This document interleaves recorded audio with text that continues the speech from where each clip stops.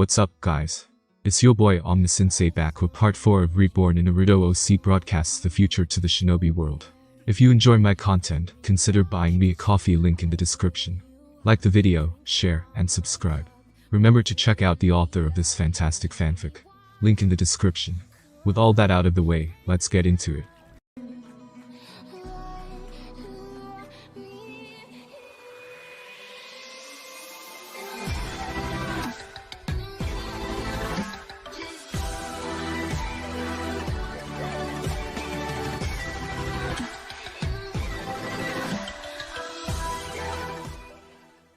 Uchiha Sasuke, who was already furious with his enemy, showed no mercy and flung a great killing jutsu at Shimura Danzo, as if he had nothing to lose.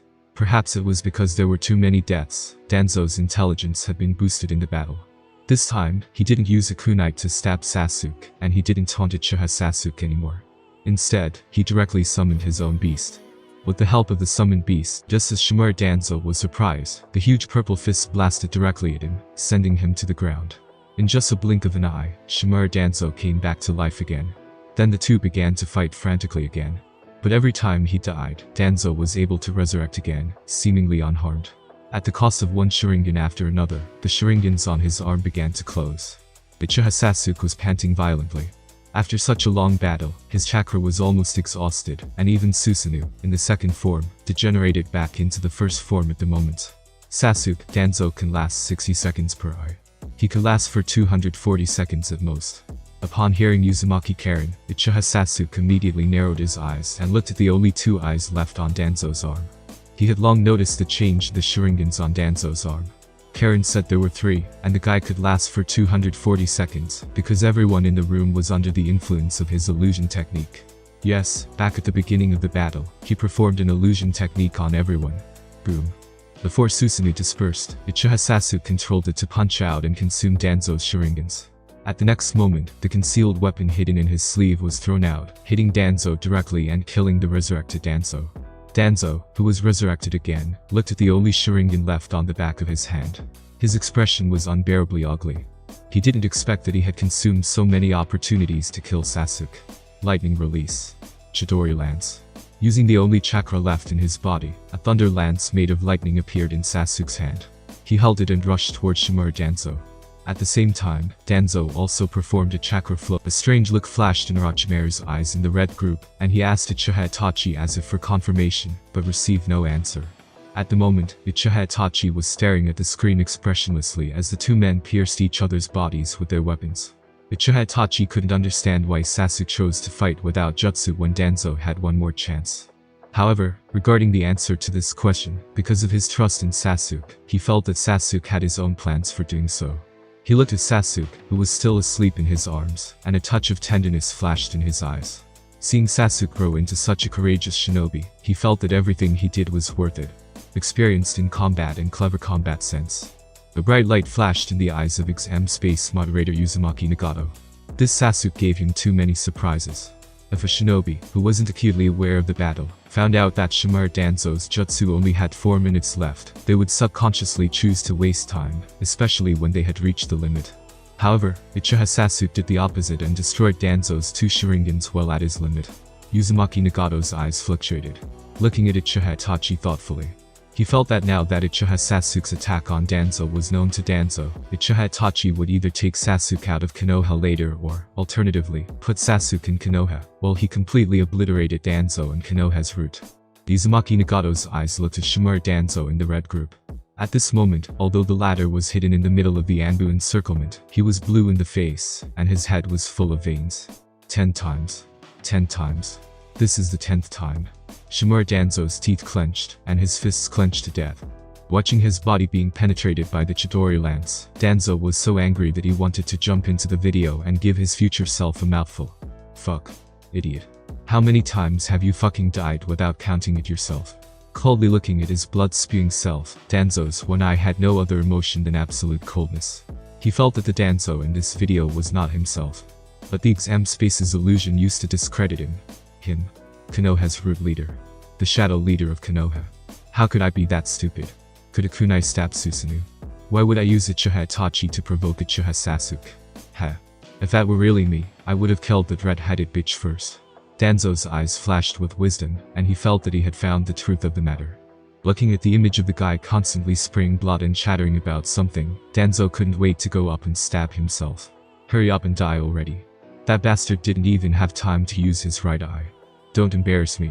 In the video, the red-haired Uzumaki Karen saw that Sasuke was about to fall. She ran towards Sasuke and stretched out her arm. The Sasuke, on the screen, didn't even look at it twice, and then bit it. Seeing this scene, Uzumaki Karen's face in the black group below instantly turned pale. She bit her lips, and tears appeared in her eyes. She had thought that her future self was the wise one in this battle, and that she must have gotten rid of her fate by then. But now it seemed her future was even worse. Not only did she have to get bitten, but she also had to run over and hand out her arm to get bitten. I wouldn't be living like that in the future, will I? The more she thought about it, the more aggrieved she became. Along with that, she had come to hate this man named Uchiha Sasuke. He was too cruel, even crueler than those people in Kazekage. You're still a real lowlife. Hey, you won't end up like your deadbeat mom, being bitten alive by that guy, right? The unsympathetic taunts of her two teammates behind her made her face go pale. She just didn't notice that all of that was watched by a pair of Rinnegan. The video continued to play.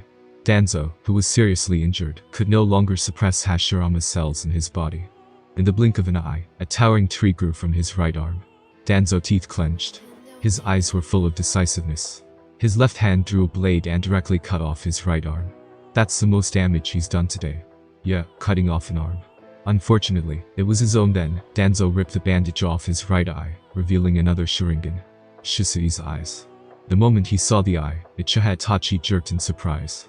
Then, he saw that Danzo, who only had one arm left, directly rushed toward Uzumaki Karen.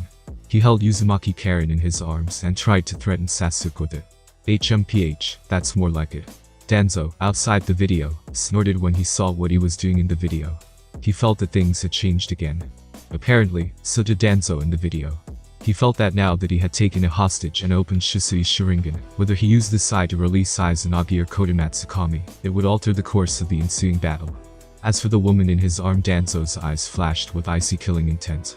It was this woman's interference that allowed Uchiha Sasuke to discover his secret much earlier, and not only that, this woman was able to replenish his opponent's chakra. She has to die. Danzo thought that this was killing two birds with one stone. If he killed her, who had contributed greatly to the battle, Uchiha Sasuke would surely reveal his weaknesses as well. At that time, he would take the opportunity to kill Sasuke, and then use Kodomatsukami to modify the other Uchiha's consciousness in this battle. I'm the ultimate victor. Shimura Danzo. Sasuke, help. Uzumaki Karen was held hostage by the sinister Danzo and was overwhelmed with fear. She looked pleadingly at Uchiha Sasuke, who was holding the lightning bolt in his hand, hoping that he would save her again like a deity. After drinking her blood just now, Uchiha Sasuke had recovered some chakra, and now he was looking at everything coldly. And opposite him, Shimura Danzo, who once again thought he had the victory in hand, surprisingly started talking again. While saying something about how he shed blood for Konoha and that he was the leader of the Shinobi world change, and at the same time shouting that he hadn't sat in Hokage's seat and couldn't die yet. This made the Akatsuki members who were watching the video have black lines on their heads. This Shimura Danzo is an idiot, right? Uchiha Sasuke is close at hand, and Uchiha Bito is far away. Instead of talking nonsense, why aren't you getting out of your situation? Sure enough, a villain would die from talking too much. Without Uzumaki Naruto's life, why would you want Uzumaki Naruto's disease? Are you afraid of dying too peacefully later? Uzumaki Nagato didn't want to look at Danzo, that would upset him further. He suddenly felt ashamed that the original Akatsuki and Yahiko crumbled under the schemes of such people. He turned his eyes to Uzumaki Karen, the girl he decided to take when the exam was finished. However, what made him even more curious was what would be Uchiha Sasuke's choice when faced with this kind of situation. After all, compared with a person's ability, Nagato, who received higher education, paid more attention to a person's quality. People without abilities could be taught, but qualities were innate. Karen, don't move. In the video, when Uzumaki Karen heard Uchiha Sasuke's words, her face was suddenly happy, and she immediately controlled her body to stay still for fear of affecting Uchiha Sasuke's attack. She knew that Sasuke's next attack would graze her body and hit Danzo behind her. So she couldn't move. She couldn't disturb Sasuke. Sure enough, Sasuke wouldn't give up on her. His chakra was still so warm and reliable.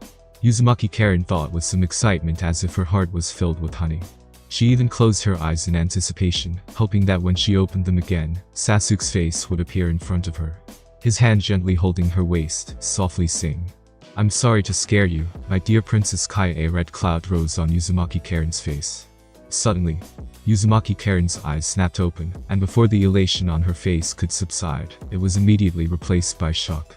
In disbelief, she looked at Uchiha Sasuke, who controlled the Chidori lance to pierce herself and Danzo together. Tears flowed out uncontrollably. "Sasuke him. To kill the enemy, he even harmed me as well. There's no mercy, no hesitation, and he even asked me not to move. Are you worried that you wouldn't be able to aim properly?" Uzumaki Karen's tears flew down, intertwining with the blood from the corners of her mouth. "Ha ha ha ha, Anayasin, did you see that? I've killed an enemy. Konoha is next, Anayasin." Sasuke, who had a Chidori lance in his hand, laughed wildly. He finally killed one of his brother's enemies, which he's built in his heart. At this moment, Sasuke, who was laughing wildly, was like a sheriff from hell in Uzumaki Karen's eyes. She was frightened and desperate. Tears burst from her eyes and blurred Uzumaki Karen's sight. The power of the Chidori lance's thunder attribute chakra was rampaging through her body, destroying the cells in her body, but it was as if she didn't feel it. Now, she could no longer feel any physical pain or cold. The pain she was experiencing in her heart, her soul at the moment, was countless times greater than her physical body's pain. She didn't understand why he had such a warm chakra. She couldn't understand. Didn't Uchiha Sasuke understand her heart? Wouldn't it hurt his heart to kill her? At this moment, she felt her heart was empty. "Ha ha ha, you're a dog for such people in the future. Ha ha ha, look at your eyes. Did you really think he would save you?" The taunts of Uzumaki Karen's two teammates behind her were beyond refutation, and at the moment, she was looking up at her dying self with a pale face. "My own future with someone like this. If it was forced, so be it, but if it was voluntary." Uzumaki Karen couldn't deceive herself when she thought of the image of her own expectant and happy look just now. She smiled ironically, her smile full of desolation. "You were really blind, Karen." More painful than the heartbreak was the betrayal from Sasuke. Karen, in the video, looked at Sasuke in disappointment and couldn't help but ask, "What am I, to you, anyway? A hostage is a liability." Hearing these words, Karen's heart completely despaired. Allowing the icy darkness to consume her, her body plunged toward the ground, her glasses slipping in mid-air and falling to the ground. She gradually lost consciousness, and the last image in her mind was none other than Uchiha Sasuke, who was full of excitement. The video continued. The dying Danzo was surprised by Sasuke's ruthlessness. He turned and fled, but by now, his body was so badly damaged that his escape speed was only a fraction of a snail's pace. Like a hunter, Sasuke followed him with his sword, like a cat hunting a mouse, nonchalantly toying with Danzo. This Sasuke isn't so good. Uzumaki Nagato, who saw this scene, shook his head in disappointment. This one was far worse than Uzumaki Naruto. No, there's no comparison. A man like him, even Nagato, was unsure if he could teach him well. The tyranny, coldness, and ruthlessness in his character were far beyond normal people. This made him give up the idea of taking him away. Sasuke Sakura murmured softly as she looked at Sasuke, who was very different from the reality on the screen. Her eyes flickered a few times, wondering what he was thinking. "Tadara, Kurasuchi, don't be an enemy of this man in the future. He is a mad dog." Inoki grimaced and instructed the two. For people like Uchiha Sasuke, he could boast that he was a powerful shinobi, but no one would admit that he was a qualified shinobi. A shinobi who would kill a comrade would be reviled by any shinobi village. Of course, if it was an enemy, they must be killed quickly. You can't be like Danzo, wasting time and also angering the other party. Inoki saw Kurasuchi nod. Knowing that the other party had listened, he turned his head and happened to see Tadara, who looked unusually pale, thinking that the other party was still angry. "Tadara, I know you won't make these low-level mistakes. I'm just teaching Kurasuchi." He spoke as if he was comforting. "You and Uchiha Itachi are both members of Akatsuki, and Sasuke is his younger brother. I think Uchiha Sasuke will join Akatsuki in the future, so you would become enemies with the Raikage. The two of you won't have the opportunity to become enemies." Inoki, who painstakingly spoke, didn't see that Tadara's face became more and more ugly with his words. At the same time, on the screen, Danzo, who was being Chaz, finally gave up running. He knew he couldn't get away. Then, he looked at Madara and Sasuke, who approached him. He thought of Sarutobi Hiruzen, and launched the reverse tetragram ceiling. Finally, the masked man, Obito, and Sasuke avoided him, and Shimura Danzo sealed half of the bridge, and the video ended completely. Analysis of the second question finished. Silence. The video analysis disappeared, and live images of the exam space appeared on screens everywhere in the shinobi world. Almost subconsciously, the first thing everyone did was to look for Shimura Danzo. The vast majority of people watching the broadcast outside the shinobi world were not shinobi. They weren't very interested in the jutsu that Uchiha Sasuke and Shimura Danzo had just used, which dazzled them. Rather, they were interested in Shimura Danzo's expression right now on his old face. Even if they weren't shinobi, they could see that Shimura Danzo wasn't completely beaten to death by Uchiha Sasuke. Perhaps because of his tenacious life, in the latter part of the video, Shimura Danzo didn't get killed, but went out with a bang. He ran, jumped, slashed his kunai, summoned his beast, and finally, committed suicide, and sealed the bridge all to send over his head. But the answer to this question was Uchiha Sasuke. However, after watching the video, they all wanted to answer that it was either Shimura Danzo himself or the bridge. What a nasty surprise. If he wasn't too ugly and his arms too disgusting, they all wanted to give Danzo the title of a funny new celebrity. At that time, Uchiha Sasuke had been sealed by him, and the sword was in his hand. Why didn't he just directly finish it with a slash of his blade? His mouth was boasting, and he spoke endlessly. What's even funnier was giving Uchiha Sasuke a direct statement about evolving and lecturing him to death. And finally, he threatened to kill the girl. You either run or kill. As a result, Shimura Danzo kept talking. It didn't occur to him to turn and run until he was stabbed. What was all this? This combat quality might not be as good as Konoha's genin. However, this Uchiha Sasuke is really strong. In the shinobi world, no one knew who took the head, but suddenly, a group of people began to chatter. I don't know if Uchiha Sasuke is strong or not, but I do know he's scum. I don't know if he's normal, but he's inhuman. Suddenly, a series of voices began to ridicule Sasuke. Most of them were civilians, and they were disgusted with Uchiha Sasuke's behavior, abandoning a teammate once she wasn't useful anymore. Because, in reality, the most frequent abandoning happened to them. Ah, Itachi, he's as ruthless as you. Orochimaru looked at Uchiha Itachi, who was tense and silent, and said so. Orochimaru's interest in Sharingan was renewed when he saw all of the amazing techniques that Sharingan could do once again. He licked his lips with some excitement and looked at Sasuke in Itachi's arms. If this guy's body could serve as my vessel, you can't touch him. Itachi replied coldly, looking past Orochimaru behind him. There, a group of masked fruit members stood, concealing Shimura Danzo's figure. Uchiha Itachi suppressed the killing intent in his heart. Both Shisui's eye on Danzo's body and the Sharingans on his right arm were reasons for him to kill Danzo. It was easy to kill Danzo instantly, as long as the guy wasn't given a chance to perform Izunagi's hand seals. It's just the other party's men. Uchiha Itachi thoughtfully withdrew his eyes. According to his understanding of Danzo, Shimura Danzo knew that Sasuke would kill him in the future. He would definitely take the lead in attacking Sasuke, even directly modifying Sasuke's will with Shisui's eyes. He had to stop this from happening. Sasuke couldn't stay in Konoha, but he was about to use the Gate of Time. Uchiha Itachi raised his head and looked at Uzumaki Nagato. He didn't know whether the leader was trustworthy or not. Somewhere in the shinobi world, Uchiha Bito was thinking about the significance of partnering with Uchiha Sasuke in the video. Could it be, just for Uchiha Shisui's eyes? Obito knocked himself hard on the head. He increasingly found that his future series of actions were too confusing. He couldn't even see through himself. On the other side, Black Zetsu looked at the disappearing image and fell into deep thought. He sensed a familiar aura from Uchiha Sasuke. This was the aura he felt in Uchiha Madara Indrawu. As the picture disappeared, a yellow glow steeply lit up on the platform Suna occupied, letting everyone know that the exam had continued. This made them put aside the video just now and turn their attention to the questions. At the same time, Uzumaki Nagato's voice resounded through the examination space again. Yellow team, please answer. Question 4. Why did Uzumaki Nagato, despite having the ability to resurrect, didn't resurrect Yahiko?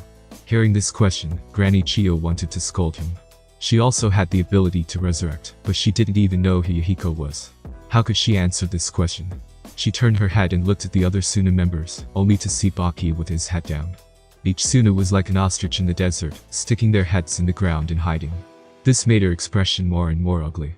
She didn't know what the punishment for failing a makeup exam in this space would be, but it must be very heavy. Also, judging from the ability that was rewarded last time, maybe the punishment this time was also a decrease in ability. Could it be that the space would award abilities that were penalized from the other examiners? If that was the case, it would represent a lot of information and meaning. Chiyo blinked and looked at Sasori with some expectation. Sasori, can you solve this question? Chiyo's old voice came out. Sasori turned his head to look over and was about to ignore it when he suddenly noticed a hint of despair in Chiyo's eyes. Somehow, he inexplicably explained. This problem is too difficult. No one in Akatsuki can answer it. Chiyo was surprised when she heard Sasori's reply and looked at Sasori in surprise. Baki, you answered this question. Baki, who was trying to reduce his presence, heard this and raised his head with a mournful expression. Then he tentatively answered. Because you don't want to resurrect him. As his words fell, the yellow light instantly disappeared. In the next moment, the blue light in the space automatically lit up. Konan of Omegakure stood in the first row, and behind her were the 24 genin of Omegakure. Konan pondered for a moment. She wasn't going to ask the opinion of the people behind her on this question. After all, no one in the world knew Nagato better than she did. Nagato wants to find the right opportunity to resurrect Yahiko, and he wants an opportunity to share a life with Yahiko. Woo. The blue glow disappeared and shifted to the black miscellaneous team, then Konan heard Kakuzu's voice. The leader didn't resurrect Yahiko because the two of them have different ideas about peace in the shinobi world. The intention of the original Akatsuki was to bring peace to the shinobi world, and the leader's means toward gaining world peace was different from Yahiko's. Now, the two were no longer linked with their personal feelings, but rivals with the intent of gaining peace in the shinobi world. The reason why he hasn't been resurrected was that the leader wanted to revive him after realizing peace in the shinobi world. After all, if he was resurrected now, he would stand in the leader's way. Hearing Kakuzu's words, Haiden was stunned. Not to mention Haiden, Mifune, and the samurais behind him were also shocked. In other teams, Konan covered her mouth in surprise. Sasori slapped himself in the face. Jiraiya's mouth was opening, and closing without knowing what to say. On the other hand, Nagato, who heard Kakuzu's answer, was already numb. His head was full of questions. How did he come up with that? Could he see the answers? Uzumaki Nagato stiffly looked at the card in his hand. A big tick showed that Kakuzu had given the correct answer. The most frightening thing was that Kakuzu's answer was the same as the analysis. He had exactly the same. The answer is correct. Hearing Uzumaki Nagato's somewhat shaky pronouncement, everyone froze. The residents of Konohagakure were almost shocked to death by the truth from Uzumaki Nagato. They didn't know who Yahiko was or what their relationship was, but they weren't idiots. If the space asked such a question, he must have been the closest person to Uzumaki Nagato. If they hadn't witnessed the many wonders of the exam space and had thoroughly believed in it, they would have felt as if the exam space was messing with them. For the peace of the shinobi world, wanting to reduce Konohagakure into a flat piece of land for the sake of peace in the shinobi world. This was the guy who shouted over Konoha. At this moment, let the world feel the pain. Was he still a good person? They were confused, they were completely dumbfounded. Not to mention them, Jiraiya's heart was now beating so fiercely that it seemed to be popping out of his chest. For so many years, this was the first time. His heart had never beaten so fast, even when he confessed his love to Tsunade. He had now begun to question his initial thoughts. Was Naruto the child of fate, or was Nagato the child of fate? How come the deeper he understood it, the more he thought it was Nagato? This tolerance, this measure, this means, this strength, yes, and those eyes, was Nagato really the fated child that the great Toad Sage said would bring true peace to the shinobi world? But wouldn't Nagato die? But if the fourth Hokage could be resurrected, Nagato could also be resurrected in the future. There didn't seem to be a problem. For a while, Jiraiya's heart was in turmoil. On the other side, Konan heard Kakuzu's answer. A burst of light erupted in her eyes. No wonder Nagato hasn't resurrected Yahiko. No wonder. Konan had the same feelings for both Nagato and Yahiko, and that was friendship without any other feelings mixed in. She respected Nagato's decision, so when she knew the reason, her heart calmed down. It's just Konan's beautiful eyes watched Kakuzu. She didn't expect that there were people in Akatsuki who knew Nagato better than she did. Could it be? What was the relationship between them? Suddenly, Konan's eyes brightened even more, as if there was some kind of flame burning. Uzumaki Nagato looked at Kakuzu appreciatively. He didn't expect that Kakuzu would be able to guess the answer to this question. He thought it would be an unsolvable question. Although Nagato was very curious, it was obviously not a good time to ask Kakuzu. After a deep look at Kakuzu, for the first time, Pain felt that this man wasn't simple, and he was ready to find time to get to know Kakuzu well. This man has a lot of stories. Nagato heard him say more than once that he had done something great 800 miles away. Congratulations to the black group for answering correctly. Please continue to answer the fifth question. Who is Uzumaki Naruto's father? A. My father. In the red group, Uzumaki Naruto snapped, momentarily overjoyed, then frustrated, and finally, a trace of deep anger remained on his face. If he had known his name, he would have grabbed him by the collar, and viciously asked him why in the world he hadn't come looking for him for so many years. Why did he have him and not take care of him? Was he even worthy of being a father? Is the question difficult? Jiraiya looked sideways at Tsunade and also noticed the confusion in his teammates' eyes. Isn't this a household name? The son of a hero, Uzumaki Naruto, his father was the 4th Hokage, Namikaze Minato. Who else could it be? Isn't that blonde hair that overpowered the Uzumaki bloodline the best evidence? This question, it should be a giveaway question. It seems that we got lucky this time. Senju Tsunade thought for a moment and nodded with a dignified expression. She also felt that Uzumaki Naruto could grow up to be like that in the future. It must be because Sarutobi hears and gathered the strength of the whole Konohagakure to bring him up. Especially at the end of the last broadcast, Naruto was the hope of nearly the whole village. How could no one know his father? We and all of Konoha know, but the Land of Iron and other groups shouldn't know. This question, it seems like it belongs to Konoha. We can answer correctly. Shit. In the red group, the 2 Konoha advisors looked at each other. Their faces changed at the same time. Then they quietly pushed open the crowded root members and leaned toward Danzo in the center. They were able to become advisors, so naturally, they weren't stupid. They could guess what was going to happen when it was revealed. Besides, there were so many shinobi in Konoha and those high-level families who didn't know the answer to this question. Father, do you know who Naruto-kun's father is? Hinata tilted her face, her white eyes were wide open, and she looked very naive and cute. Hinata recently discovered that her father was easy to get along with, and always took the initiative to ask her to invite Naruto to be a guest at home, even asking Naruto to take home some cakes made by her mother every time. This made Hinata very happy, and her relationship with him was much closer. However, in the same way, her father trained her even more severely. Hyuga Hayashi's expression turned complicated when he heard Hinata's inquiry. He originally wanted to wait for Naruto and Hinata to know each other well, before casually revealing this matter. After all, Naruto was too young to accept it now, and would likely think badly of Konoha or even their Hyuga clan. This didn't bode well for Hinata. But who would have thought that today, the exam space would actually ask this matter outright? Glancing at the tens of thousands of Konoha people around him, he shook his head. I was going to tell you later. Uzumaki Naruto's father, it is none other than the 4th Hokage, Namikaze Minato. The 4th Hokage Sama Hinata suddenly exclaimed aloud. In the next moment, she reacted and covered her mouth in panic. At this moment, her little head was full of shock. Naruto's father was a Hokage. He comes from a Hokage family. Naruto is the son of the 4th Hokage. That's great. Wasn't this in line with what my father used to say about the right family? Hinata's face turned red. Fortunately, after these days of constant contact with Naruto, she had learned to control herself from fainting. Hyuga Hinata shook her little head and tried to empty it. Her pair of pure white eyes looked at Naruto. The Hokage.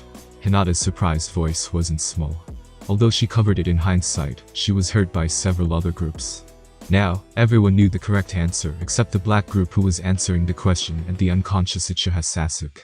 A burst of shrieks rang out. Everyone looked in horror at the dazed Uzumaki Naruto. They didn't expect that Uzumaki Naruto had such a noble origin. Son of Hokage, this was a proper noble Konoha clan. With such excellent genes and resources, it was no wonder that he could grow to that height. Uzumaki Naruto is Namikaze Minato's child. On the right, the 4 shinobi villages would almost celebrate with bonfires and drums if it weren't for the impact. It's a pity, such a pity. Ace shook his head regretfully. Now, he had overheard the answer, but Konoha was right in front of him. While Ace was shaking his head in the black group, Haiden's impatient voice suddenly sounded. Leader, I know, the answer to this question is you leader. Uzumaki Nagato. Holy shit. Kakuzu, beside Haiden, was startled by Haiden's answer. He glanced at Uzumaki Nagato, his face instantly changed, and his body silently moved away from Haiden. The exam space said that the leader's surname is Uzumaki, and Uzumaki Naruto is also surnamed Uzumaki. How can there be such a coincidence in the world? Haiden was full of confidence at the moment. He felt that his answer was the correct answer, and he had his own perfect analysis. Otherwise, why would the leader be defeated by Uzumaki Naruto? The leader is so strong, and he must have let the kid go. Why let him go, leader? You must have discovered that he is your long-lost son. Look at his age. Haiden shut up. Kakuzu couldn't bear to watch Haiden continue to upgrade the way he would die, and couldn't help pulling Haiden away with his tentacles. Haiden was interrupted by Kakuzu. Looking at other platforms, he suddenly found that everyone in the exam space was looking at him at the moment. Those gazes, there was mockery, sarcasm, and sympathy and gloating. Those eyes, it was as if everyone knew the correct answer, but me. What happened? They're done working out the answer. Before Haiden reacted, the black light of their platform suddenly went out and turned to the red group. Seeing this scene, Haiden's heart suddenly trembled. He looked up at the leader but happened to meet Nagato's Rinnegan. Although Nagato directly withdrew his gaze, Haiden suddenly felt uneasy. My father is the 4th Hokage, Namikaze Minato. As soon as the answer privileges were transferred to the red group, Uzumaki Naruto's excited voice rang out with impatience. He heard Hinata's exclamation just now and heard other people's comments. Moreover, he watched the last live broadcast, and knew that the name of the 4th Hokage was Namikaze Minato.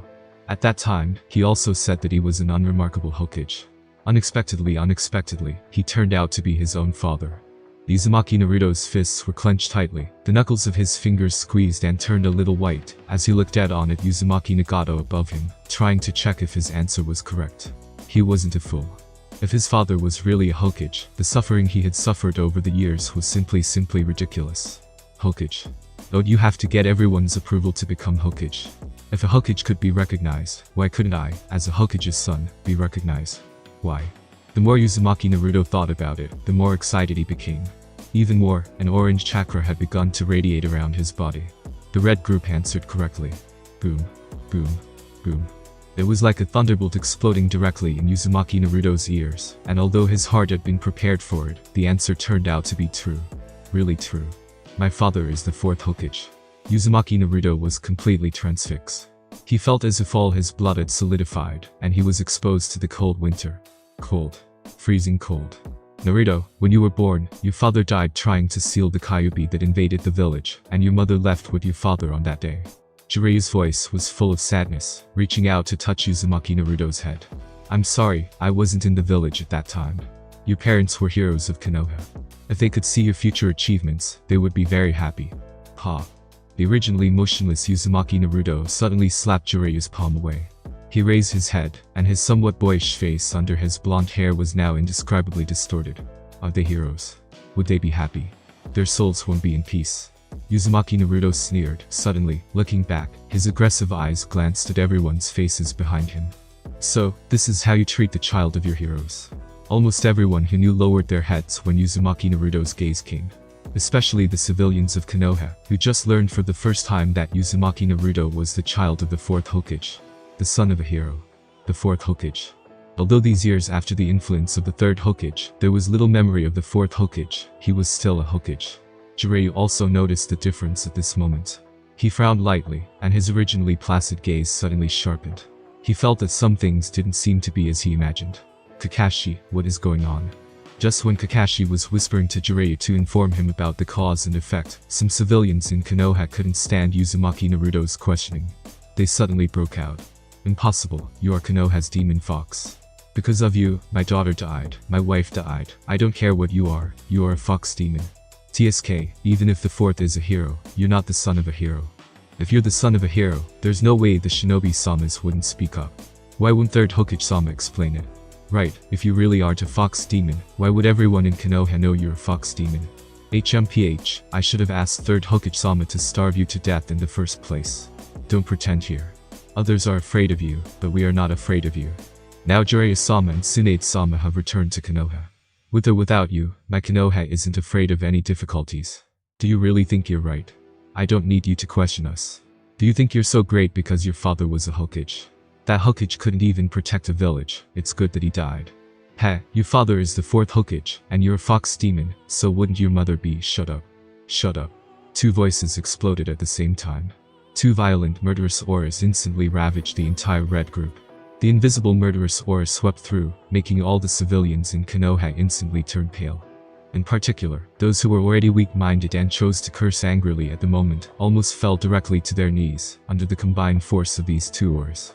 No matter what his status was before, right now, Uzumaki Naruto is my Hyuga clan's honored guest. Hyuga Hiashi said in a murderous tone. Whoever has opinions on him has opinions on my Hyuga clan. As the patriarch of a truly powerful family in Konohagakure, he grasped the opportunity far more quickly than anyone else. At this moment, whether it was to make a gesture or to win the goodwill from Uzumaki Naruto, he had to do so. Once Uzumaki Naruto's identity was revealed, he was no longer the orphan that everyone could bully. Especially at this time. The life and death of the 3rd Hokage, Sarutobi Hiruzen, was unknown.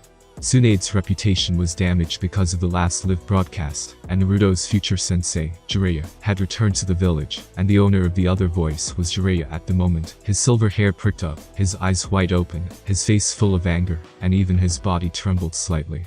Unbelievable. Jiraiya couldn't believe it. Sarutobi hears and actually treated Uzumaki Naruto this way to lower Minato's influence. Chilling. Very chilling.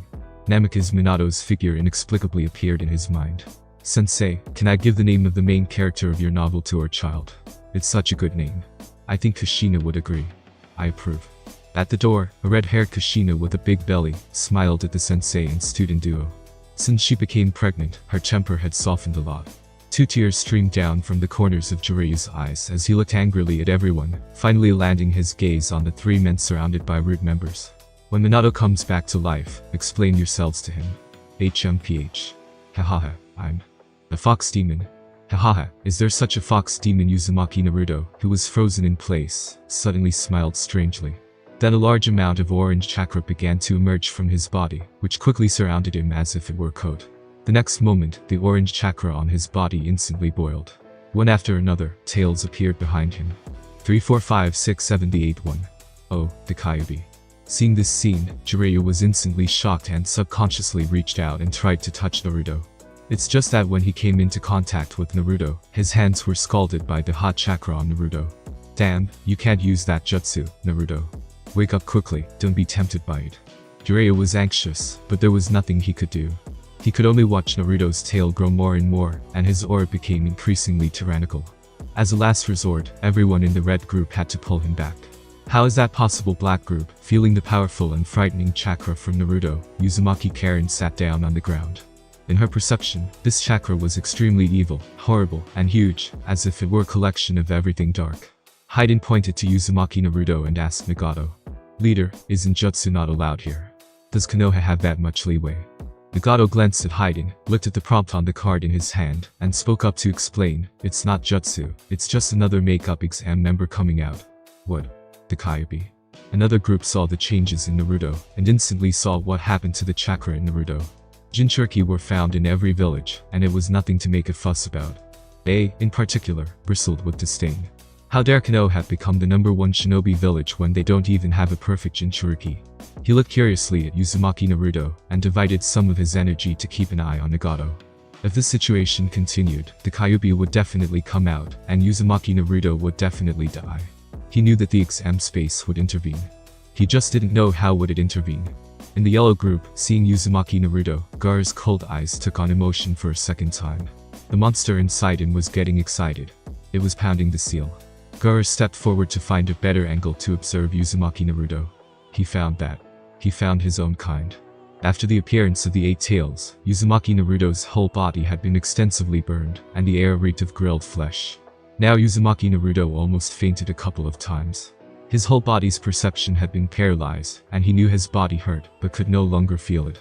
He vaguely heard someone calling out his name, but he couldn't quite make it out. Right now, he was filled with rage. Moreover, as the amount of red chakra on his body increased, the thicker the outer coat of the tailed beast became, the angrier he found himself. I can't wait to tear everyone apart. Suddenly, Uzumaki Naruto's consciousness trembled. The next moment, he found himself in a black space. Below the space was a pool. As long as he stepped on it, there would be ripples. In front of him was a huge cage, and in the cell was a huge orange fox. Haha. Kid, do you want strength? Shut up. Answer me. When you get out, can you help me scare people? Scare? Kyuubi froze. He kind of didn't understand what was going on right now. I can scare people. They say I'm a demon fox. Then I'll become a demon fox and scare them.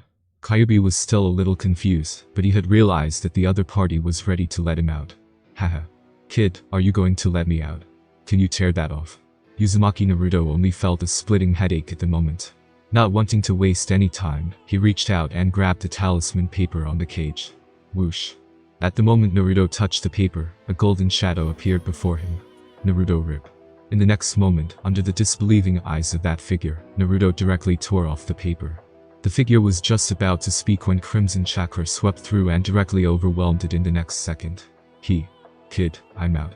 Outside, the tyrannical chakra whirred around everyone, especially the red group.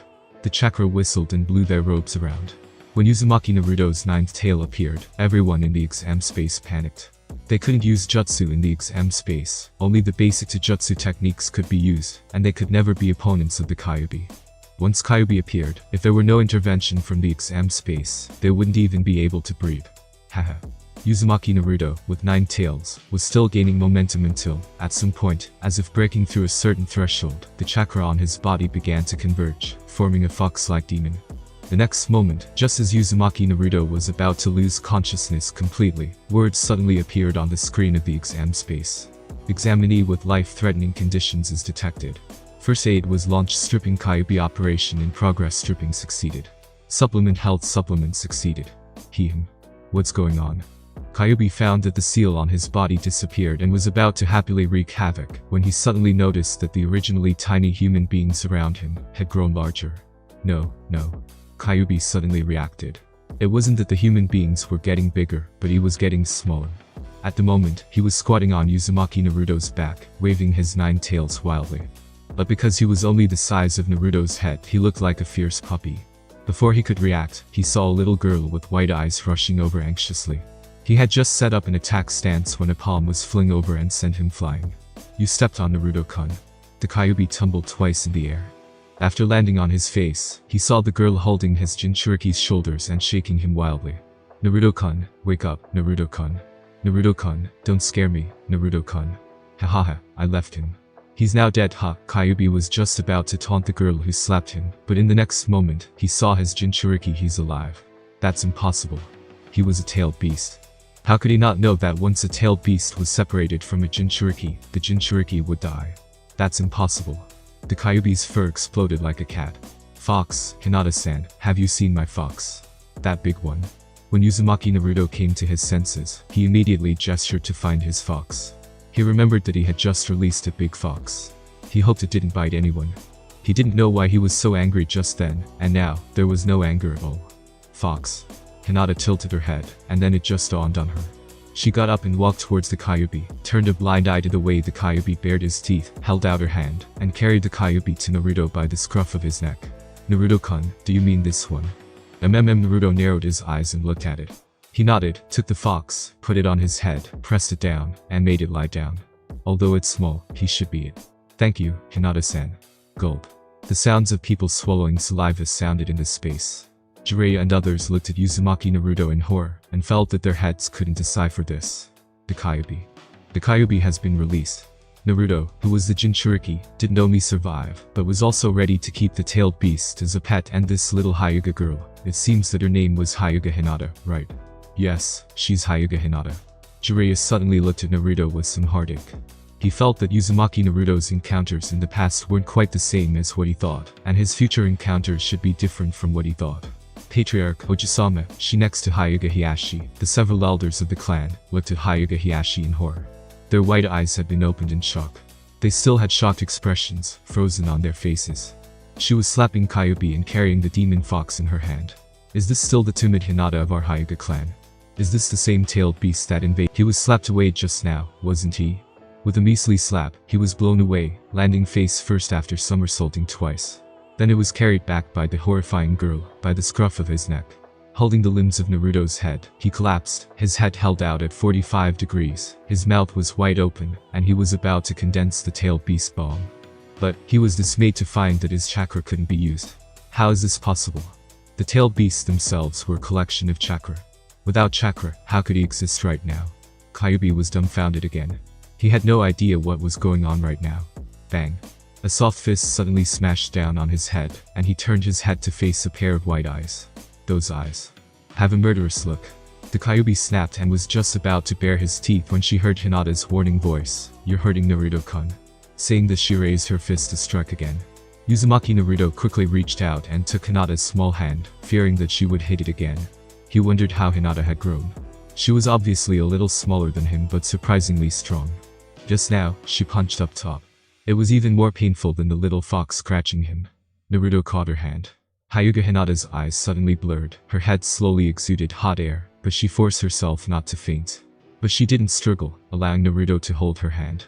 Amidst the yellow group, Gaara was stunned to see Uzumaki Naruto inexplicably separating the monster from his body, and now acted as nothing had happened. His mouth was wide open as if his chin had fallen off. This scene was completely different from the teachings he received as a child. He felt that his outlook on the world was collapsing. I thought that if the monster inside us came out as the monster's container, we would die. Why isn't he dead? Is it the exam pace?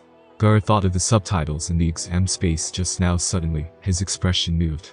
His eyes were full of excitement, and even his body slightly trembled. He quickly went into his own consciousness. Looking at the huge monster roaring in front of him, Gaara ripped the seal right off. "You can go out now." Chiyo's old eyes were full of shock. She didn't expect that there was a safe method of removing the tailed beasts in this space. This completely broke common sense in the shinobi world. What's more, that little girl from Konoha was such a hidden powerhouse. She could slap the tailed beasts so casually. "Konoha, you really have a lot of talents." When she sighed, suddenly, a powerful and distorted chakra burst out behind her. Feeling this familiar chakra, Chiyo was suddenly surprised and quickly looked back. At this moment, the Suna people around Gaara had withdrawn and looked in horror at the changes in Gaara's body. "Is that Shukaku?" Kurama, on the top of Naruto's head, instantly felt excited. Standing upon his two hind legs and his head stretching out, he looked in the direction of the yellow group. In the black group, Uzumaki Karen's whole body was already shaking like a rag in a hurricane. She was helplessly hunched on the ground with her arms wrapped around her upper body. "It's horrible, it's horrible." Another unimaginable surge of chakra. Unlike the evil one just now, this one was filled with distortions, but all the same, the amount of both chakras were simply terrifying. Uzumaki Karen couldn't help comparing them with her own chakra. It was simply the difference between a krill and a whale. This can't be true. It can't be true. Because of the exam space, she hadn't felt the chakra from Nagato, Hashigaki Kissen, and the others. So, at the moment, seeing the chakra of two-tailed beasts, she cried in fear. At the same time, everyone on the other platforms turned their eyes to the yellow group. They never thought this makeup exam, surprisingly, gathered two Jinchuriki. "Haha, I'm out now. Stinky fox, I sensed you." A large amount of yellow sand gathered on Gaara's body formed itself into a tanuki. Then it smiled, glanced at Gaara, who was about to die, and directly dashed out of Gaara's body. He quickly moved with no restraint, without the slightest delay. After that it paused. Shukaku was surprised to find that there were many people around him. This wasn't important. What's most important was that these people looked at him differently than before. There was no fear in these people's eyes, only excitement.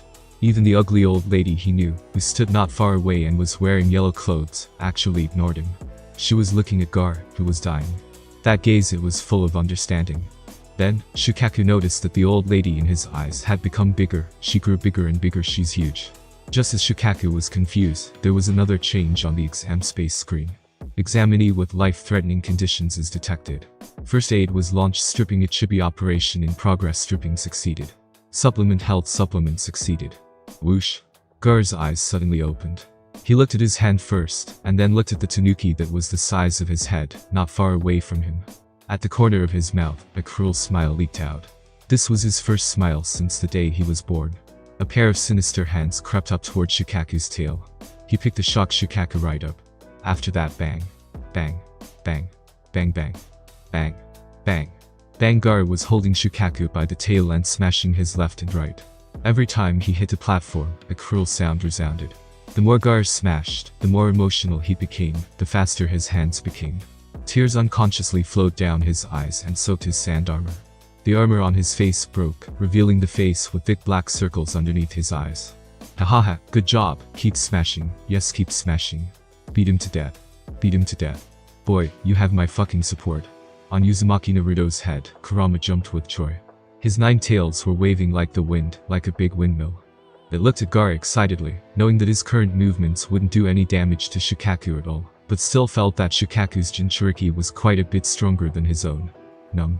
Dumbfoundedly numb. Everyone inside and outside the exam space felt numb. They looked at each other blankly, all seeing the unbearable look in each other's eyes.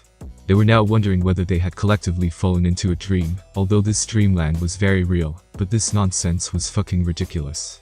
The tailed beasts. The most powerful tailed beasts. The shinobi world's most horrible monsters.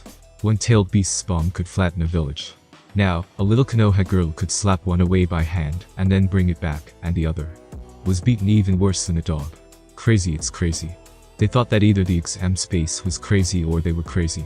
In the purple group, looking at Shukaku's inhuman treatment, the rich expression on Killer B's face froze. He felt that he was dreaming a ridiculous dream.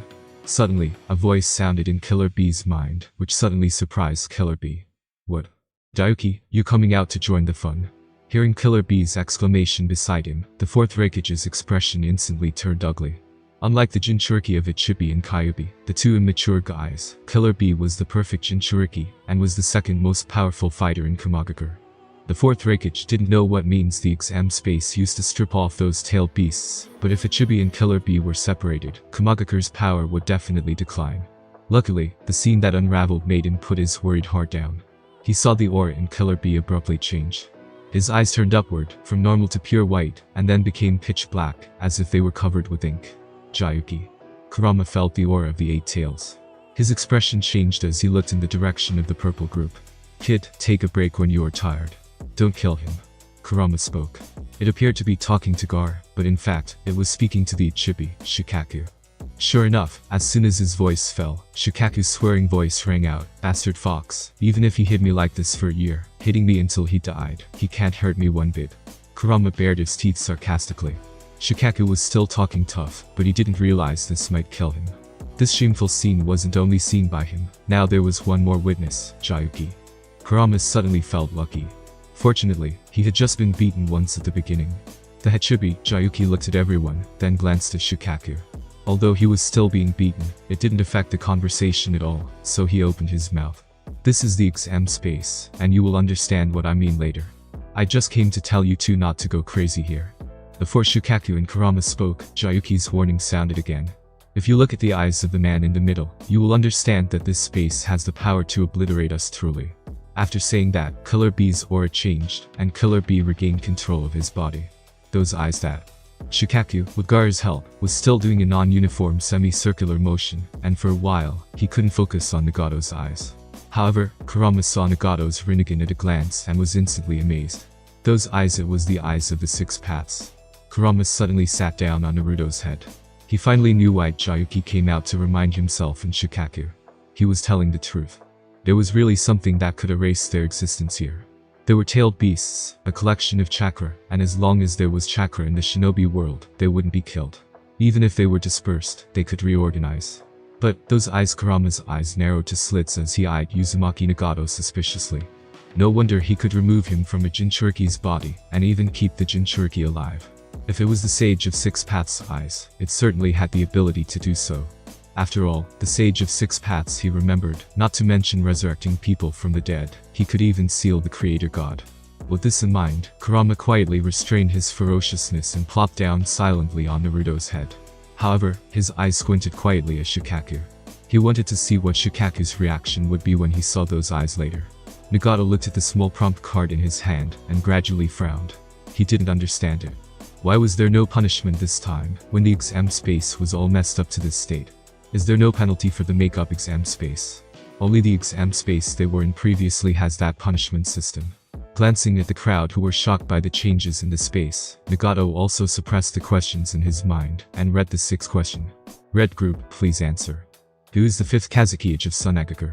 Hearing Nagato's words, the crowd in the exam space turned their curious eyes to the yellow group, where Nagato's people were. Was it that quick? Are the shinobi of Nagato that fast? The first question told them that the fourth Kazekage had just died. Now the sixth question was about the fifth Kazekage. Shit, is this exam question? Is it to help Nagato choose a Kazekage? Only Suna could answer this question. The fourth Kazekage died suddenly, and I never heard if he had any direct students. They wouldn't have already chosen a fifth Kazekage by now, right? Ha, that'll be interesting. The group of people in the exam space suddenly gloated and looked at Nagato's people. In the shinobi world, since the emergence of the exam space, some industries had changed their services to seize the opportunity. For example, casinos. Come on, come on. A new question has appeared. All bets are open. Bets are open. In the casino, the dealer standing on a high platform saw the question appear, and his eyes lit up. He pointed to the dense crowd and the 7 huge tables below and said, "Place your bets, place your bets. The group that answers this question pays out 1 to 7. The yellow team is 1 to 1 in this round. So bet now, and bet quickly." As he finished, some people acted instantly, throwing their purses toward the 7 tables, while others quickly noted them down. Soon, the notes were completed, and the vast majority of people were betting on the table with the yellow cloth, with a few betting on the other colors. Then, the crowd turned their eyes to the screen, expecting to be able to win the bet. Is there any need to think about this question? Hiding behind the root members, the 2 Hokage advisors and Danzo looked at each other, and they saw the realization in each other's eyes. They were familiar with this kind of thing. That's what they did when Namikaze Minato died. Danzo's eyes twitched, and his thoughts started to flow. Although he didn't do well in the video just now, he did it all for Konoha. Now, Sarutobi would most likely be the same as Rasa, dead. Otherwise, it would be impossible not to see him within this space. Senjutsunade, who was qualified to be Hokage, had a bad reputation right now. With a little push, she wouldn't be his opponent. Danzo was very familiar with this area, so he thought that Tsunade wasn't something he had to worry about. And Jiraiya was a loser. He was hesitant, indecisive, and lacked commitment. If such a person became Hokage, Danzo would be the first one to object. So, thinking about it when the exam is over, the one to most likely become the 5th Hokage is me. Thanks to the exam space, Danzo felt his chance had come again. Danzo instantly felt it was time to do something to appease Konoha's public opinion, such as answering the question correctly. The answer to this question is Chiyo from Sunagakur. Danzo suddenly pointed to a root member behind him, who had been feeling uneasy. This guy was weaker than he was, and he knew something he shouldn't know. So, he wouldn't live long anyway. It was an honor for him to do one more thing for him before dying. If it were incorrect, he would be thanked with an easy death after the exam. If it were correct, this credit would go to Danzo's root. But what Danzo never expected was that his root would actually fall apart at this point in time. The answer is gulp. The root member swallowed nervously. He had already seen his own ending from Danzo's eyes. Danzo-sama said, the answer is Sunagakur's Chiyo. Swish, the red light in the exam space instantly disappeared, so everyone understood that Danzo was incorrect, and immediately looked at Danzo with glee. Seeing Danzo's single eye stared at the masked man who answered the question to the extreme, and looked as if he couldn't wait to eat him, the group of people watching the live broadcast in the shinobi world instantly burst with delight. Hahaha, did he think our Sunu was like his Konoha? Backstabbing ourselves. Although our Kazekage was grumpy, bad to his subordinates, harsh to his children, he's dead, and we have no more problems. Chiyo, how is that possible? Although Chiyo-sama is also an advisor, she doesn't seem like she's as bossy as Konoha's advisors. Indeed, Konoha's advisors are too lax. When pain invaded Konoha, if they told that Tsunade Hokage to bring Naruto back earlier, perhaps they would have been fine. But, unfortunately, if Chiyo-sama had been elected as the 5th Kazekage, our Sunu would surely get better and better, right? In the exam space, the purple light lit up again for the second time. The 4th Raikage already had the answer in his heart. Nowadays, there were very few hopefuls in Suna, and there weren't many that could be the answer. Since it wasn't Chiyo, the most likely answer was Abizo or Suna's Jonin, Baki. After all, these two men were also big figures in Suna, and they were among the few outstanding shinobi. In addition to these two people, who else could it be? It couldn't be the kid, waving the Ichibi around, could it? After all, if there were no exam space, he would still be the Jinchuriki, and no Jinchuriki in the history of the shinobi world would become a Kage. Therefore, in Raikage's opinion, the most likely answer was the Jonin, Baki. Although the answer had been decided, the 4th Raikage wasn't in a hurry to say it. Just now, when the red group answered the question, he couldn't hear their voices, so he never spoke. But now, he could speak up. A, with his eyes slightly open, looked at the After all, if the boy hated Konoha, A's chances of success would be much better. But who knew that this kid was just acting sick, lying on the ground and pretending to be dead, and then standing up as if nothing had happened. This confused A little. Glancing at the answer time that was consumed by a few seconds, the 4th Raikage's voice rang out in the exam space. No. It wasn't just the exam space but the whole shinobi world. The Raikage's words were enough to drive countless people crazy. Uzumaki boy, I think you are having a bad time in Konoha. Do you want to come to my Kamagakure? On the purple platform, the 4th Raikage looked at Uzumaki Naruto with a burning gaze. His arms were proudly wrapped around his chest, the corners of his mouth were high, and his dark skin and rock-solid cheeks gave him a very impressive presence. He's kidding, right? Raikage-sama is actually inviting Uzumaki Naruto. This Konoha couldn't possibly agree, could they?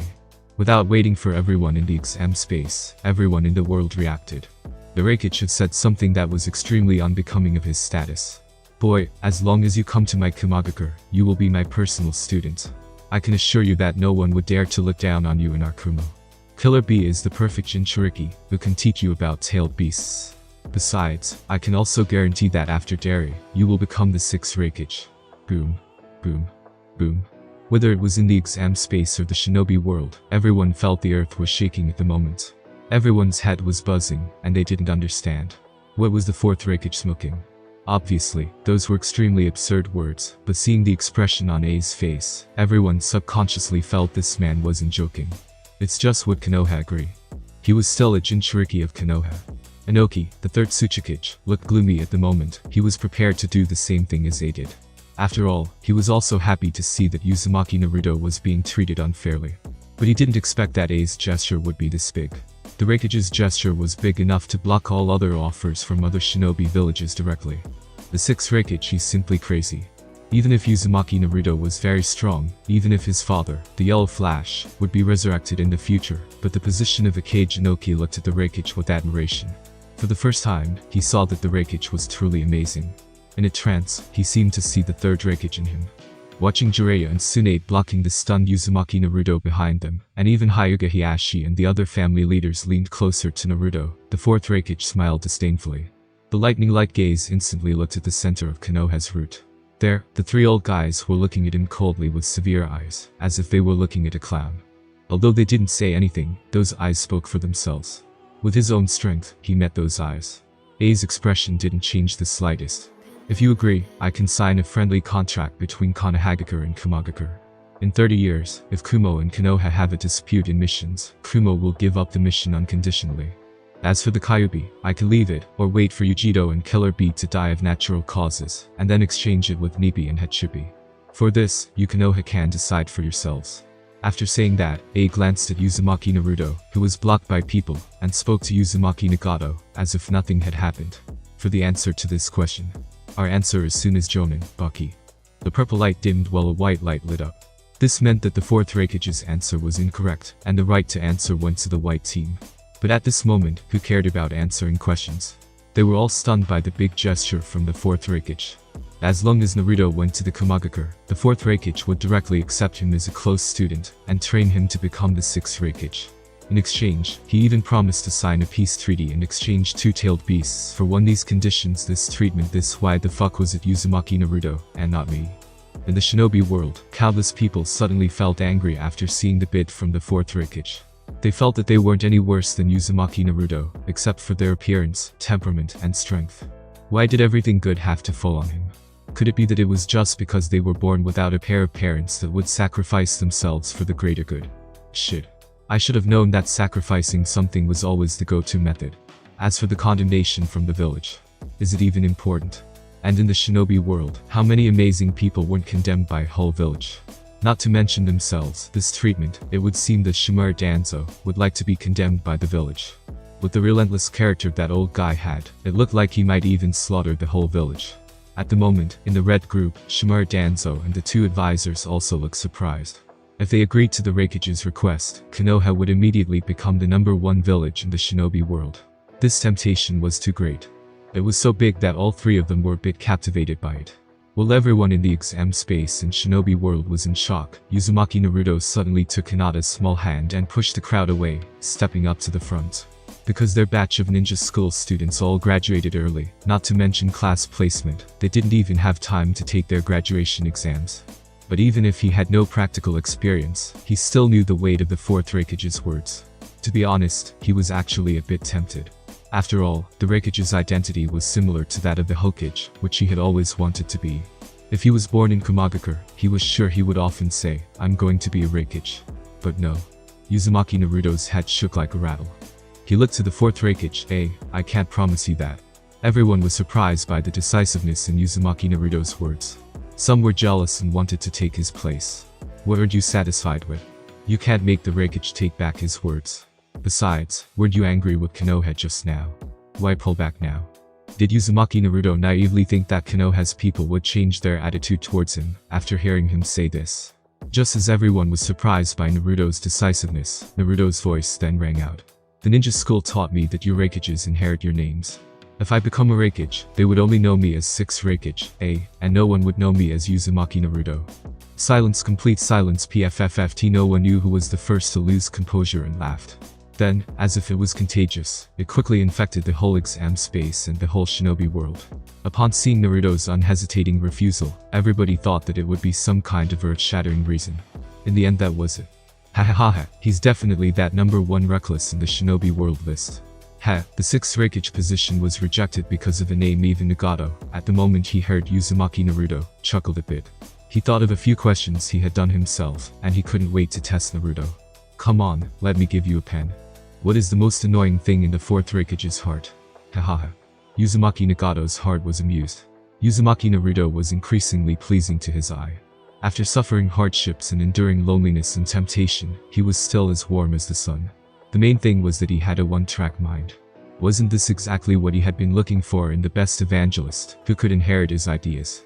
As long as he taught him to be as cold as ice to his enemies, he was the most natural leader for a modern mind. As for whether Naruto would accept this proper and magnificent idea, to Nagato, this wasn't a problem at all. He could accept it himself. As long as he gave himself and Naruto some time, it wasn't a problem at all. Thinking about it, he looked at the fourth Raikage, who had an unusually rich expression. At that moment, A's face changed several times, and finally, the various feelings turned into a faint sigh. He didn't expect that Uzumaki Naruto, a seemingly honest kid, would be so good at humiliating people. He rejected him because of the name. How was this different from proposing and being told, "Sorry, I'm not interested in being in any kind of relationship"? Humph. The fourth Raikage grunted, and his eyes closed straight away. Our group's answer is Abizo. The one who spoke was once again Terumine, with a hint of envy and sadness implied in her beautiful eyes. She envied the courage of the fourth Raikage. He dared to offer the position of sixth Raikage to Uzumaki Naruto. In Terumine's view, this was something that should be earned. It's important to note that the fourth Hokage would be resurrected in the future. If he knew that the village he had laid down his life for didn't take good care of the son he left behind, that would certainly be a mess. Not to mention Naruto's so-called sage mode. As for sadness, she was mourning the misfortune of Kurigakure. Kurigakure couldn't compete. She also wanted to get Uzumaki Naruto. But she had nothing. Kurigakure had nothing to offer. There was nothing. In the exam space, the right to answer changed again. This time it was Iwagakure's turn. In an instant, all eyes fell on Dadar, both inside and outside the exam space. No, our brown group won't answer this question. Pass. Pass. While speaking, Inoki stared at Dadara for fear that he would give out another correct answer. At the moment, Kurasuchi was still holding Dadara's mouth, which they had agreed to do. Kurasuchi was ready when the right to answer was in the purple group. In order to prevent Dadara from struggling violently, Inoki asked the Iwa shinobi behind him to help Kurasuchi suppress the guy. The right to answer continued to turn, and the brown light had just dispersed. When Kurasuchi let go of Dadara, Dadara exploded. "Ah, I'll kill you. I'll kill you." But in the face of Dadara's anger, the Iwagakure shinobi group was surprisingly calm, and one even looked at Dadara with a smile. Kurasuchi looked at the angry blue veins on Dadara's face, and couldn't help but run her fingers over them. There was a powerful touch on her fingertips. "Kurasuchi, stay away from Dadara. He's messing with Akatsuki." Inoki's eyes were full of admiration. It seems that Dadara has his own plans. Hearing her grandfather's words, Kurasuchi was startled once again. Dadara has seen further and planned further. She looked at her grandfather with admiration. Too powerful. She didn't even see it, but her grandfather saw it. She looked at Dadara admiringly. If her grandfather hadn't woken her up, she would never have thought that Dadara was pretending. Quick, everyone act fierce and scared. Dadara is trying to confuse the rest of Akatsuki. Everyone cooperate. Humph. Dadara, how could my Iwagakure be afraid of you? "Ah, I'm so scared. Ah, Deidara. Don't call me above." Looking at the unbelievably angry Dadara, and the weird acting from Iwa shinobi, Nagato shook his head. Dadara is still too young. What do they think of me? Am I such a stingy person? He had learned the saying. Being able to use capable people is a skill. Being able to use a villain is a talent. He wasn't even afraid of using Uzumaki Naruto. So, even if Dadara was a spy from Iwagakure, what about it? As long as you have talent, I'll use you. Why so pretentious? Chio, the answer to this question. Baki was sweating a little as he looked at the countdown. This was the sixth question. Right now, Iwagakure had answered 3 questions correctly and would be able to pass the exam. Konoha had 1 question, and only 3 questions were left. If they didn't get it right this time, the chances of success in the makeup exam were next to nothing. But the problem was the 3 answers that could be answered had already been answered. Could we still answer Pakura? Like the 4th Hokage.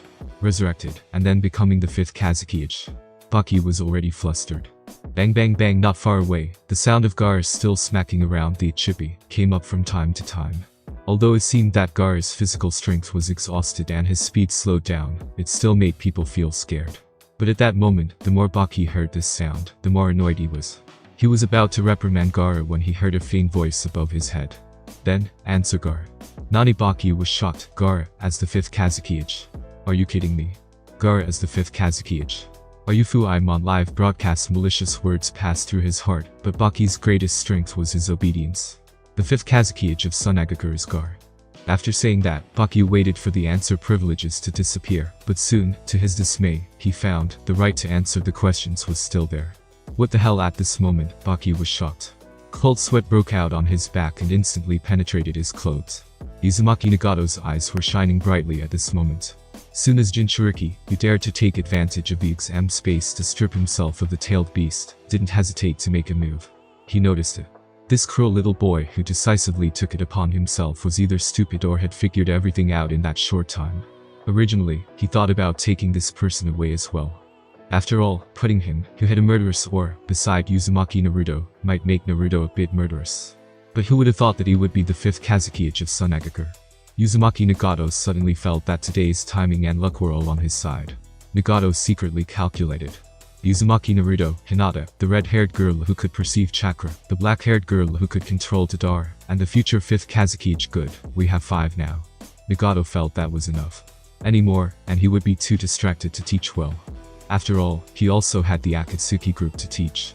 This visit to Konoha had been worthwhile. Suddenly, Uzumaki Nagato's mind moved to look at the raised platform where Suna was. He suddenly found that Sunagaker had lost 2 Kazekages in a short day. That's too bad. Nagato pursed his lips. His eyes swept over other teams, and he finally looked back regretfully. He didn't know who the other future heads of the major shinobi villages were, but he would neatly pack them all away. He knew who the 5th Raikage would be. The 4th Raikage had revealed it himself. It was a guy named Dari. It's just that he didn't want someone so old. Me. The 5th Kazekage. Gaara, who was beating Shukaku, froze and stopped moving his hands. It's not that he wanted to stop, but he was too tired. The unconscious Shukaku was carried by the tail and slung over his shoulder, and Gaara looked at Nagato suspiciously. He never thought that he would be the 5th Kazekage. But since that guy said he was, then he would certainly be. He couldn't beat that guy anyway. Gaara figured it out. He took a deep breath, perked up, and continued to beat Shukaku. Solace. It's so liberating. If he weren't unable to fight this thing, he would have done so long ago. How many years has it been? How many years has it been? Because of this guy, I couldn't sleep for so many years. It was driving him crazy. He didn't care what he would face at the end of the makeup exam. Anyway, he was going to beat this guy right now. Once again, the non-uniform semicircular movement started. Shukaku, who pretended to be dead, quietly squinted a little. He was a collection of chakra, and ordinary physical attacks did not affect him. The reason why it didn't resist was that Kurama had been staring at him. Instead of embarrassing himself, it was better for him to play dead. When I recover, I will kill you. Shukaku glanced bitterly at Gaara and closed his eyes quietly. It was worth mentioning that Ichibi hadn't seen Uzumaki Nagato's eyes yet. Yellow group, please answer the next question. Question 7. What was the target for the first use of Kumagakur's chakra cannons? Chakra cannons. What's that? Not to mention ordinary shinobi, Inoki, and Terumi were stunned at the moment. They have never heard of chakra cannons. Kumagakur. Terumi quickly looked at Inoki, and saw that Inoki was also confused.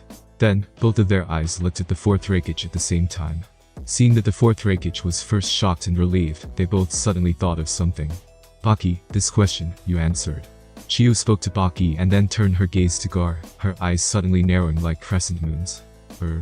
Baki, the Jonin of Sunagaker, was about to cry. He didn't expect this to happen again. Chiyo-sama should do it. She answered before, and she was right. Chiyo-sama didn't want to. She won't answer and throws it to me. Why won't she do something she could do? Baki's brain raced, constantly following the discussion of the group of shinobi behind him. Finally, just as the countdown was coming to an end, he answered that even he had doubts about. The resurrected Namikaze Minato. Listening to this answer, the 4th Raikage and Killer Bee almost laughed out loud. Being able to hit the yellow flash with chakra cannons, you gotta have real talent. By the time the chakra cannons were fully charged, the yellow flash would have killed all the shinobi that were charging it. Yellow flash, TSK, why don't you just say Shusui the teleporter? Haku, do you have any suggestions?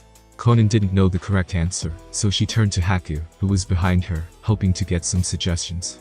To Konan's surprise, he subconsciously looked at the man in the middle of his team when he heard Konan's words. Konan noticed that in Haku's team, the new genin from Omegakure was standing in the middle. The 3-person team, surprisingly, was vaguely led by him. Konan remembered him. His name was Ryuji, a strange name.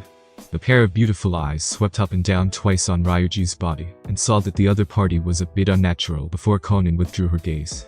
Was this genin stronger than Haku? Maybe Haku's bloodline limit ice release hasn't fully developed yet. It seemed that she needed to find some time to train Haku's team. Thinking so, Konan looked back and glanced at Nagato. Anyway, no one knew the answer, so she might as well make one up. Uchiha Ibito. Hearing this answer, Ibito, who had snapped another white Zetsu's neck somewhere in the shinobi world, froze for a moment. Are you kidding me? Didn't you see that even your explosive tags couldn't kill me? As for, the chakra cannons from Kamagakure were used to attack Akatsuki. The one who spoke was Miphian from the Land of Iron. He stroked his mustache and watched the light that belonged to his group fade, and his hand shook for a moment. Thankfully, he scrambled for an answer to keep the two Akatsuki members from answering the question. But to his surprise, he was wrong. Orochimaru, Itachi, do you know? In the red group, Jiraiya asked. They all had makeup exam opportunities, but this kind of opportunity, of course, was better if they didn't need to use it. Moreover, the red group had already answered a question correctly, and their success in the makeup exam was within easy reach. Not sure. Orochimaru spoke up, and next to him, Uchiha Itachi shook his head.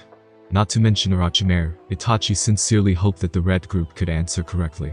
After all, although he had a makeup exam chance, Sasuke did not. Seeing the generous rewards from the exam space, he was really worried that the punishment from the exam space would also be generous. And you? Tsunade, do you know? Jiraiya's eyebrows were slightly frowning. This problem was too difficult, and there were no clues. A few minutes ago, they never even heard of chakra cannons. Suit Tsunade-sama. Just when Tsunade was about to tell Jiraiya that she didn't know, from behind her, Shizune suddenly and carefully poked Tsunade's waist with her finger. What's the matter with Shizune? Looking at Shizune's skittish appearance, Tsunade was a bit puzzled. Shizune glanced at the others around her and tiptoed to Tsunade. Do you think it could be the moon? Shizune, what gave you such a strange idea? Do you remember your oath? Konoha will be destroyed, Jiraiya-sama will fly, Orochimaru will become a woman, and the moon impossible. Understanding what Shizune was trying to say, Tsunade instantly jumped to her feet. What's the matter? Tsunade. Because Shizune was whispering to Tsunade, Jiraiya and others didn't hear anything, and now when they saw Tsunade's unusual reaction, they quickly asked. No, nothing. Nothing. Tsunade shook her head nervously, gesturing that nothing was going on. No way, this answer is not possible. There's no way that it's possible. Impossible. That said, her own head inexplicably rang with Shizune's puzzled voice and the images she swore by at that time. Jiraiya could fly realized. Konoha village was destroyed realized. Now it's just a matter of the moon falling and Orochimaru becoming a woman. No way, right? If the moon really fell in the future, how could Orochimaru become a woman? Damn it. I should have said that Grandpa, Great-Grandpa, and Uchiha Madara would be resurrected for 3 days and 3 nights. Or something like an alien invasion on the shinobi world, or someone was sealed inside the moon. Tsunade was incredibly remorseful and looked back at Shizune with a threatening glare that made Shizune's neck shrink in fear. And Taunton, who was hugged in front of her chest, grunted twice in disapproval. The chakra cannons were used to bombard Omegakure. Jiraiya thought for a long time and answered this way. Maybe Akatsuki's members had died at that time, and in order to wipe out any future trouble from Akatsuki, the chakra cannons bombarded Akatsuki's base, Omegakure. Wrong answer. Purple team, please answer. The corner of Nagato's mouth was slightly raised. The question started with the yellow group and had been answered incorrectly 4 times.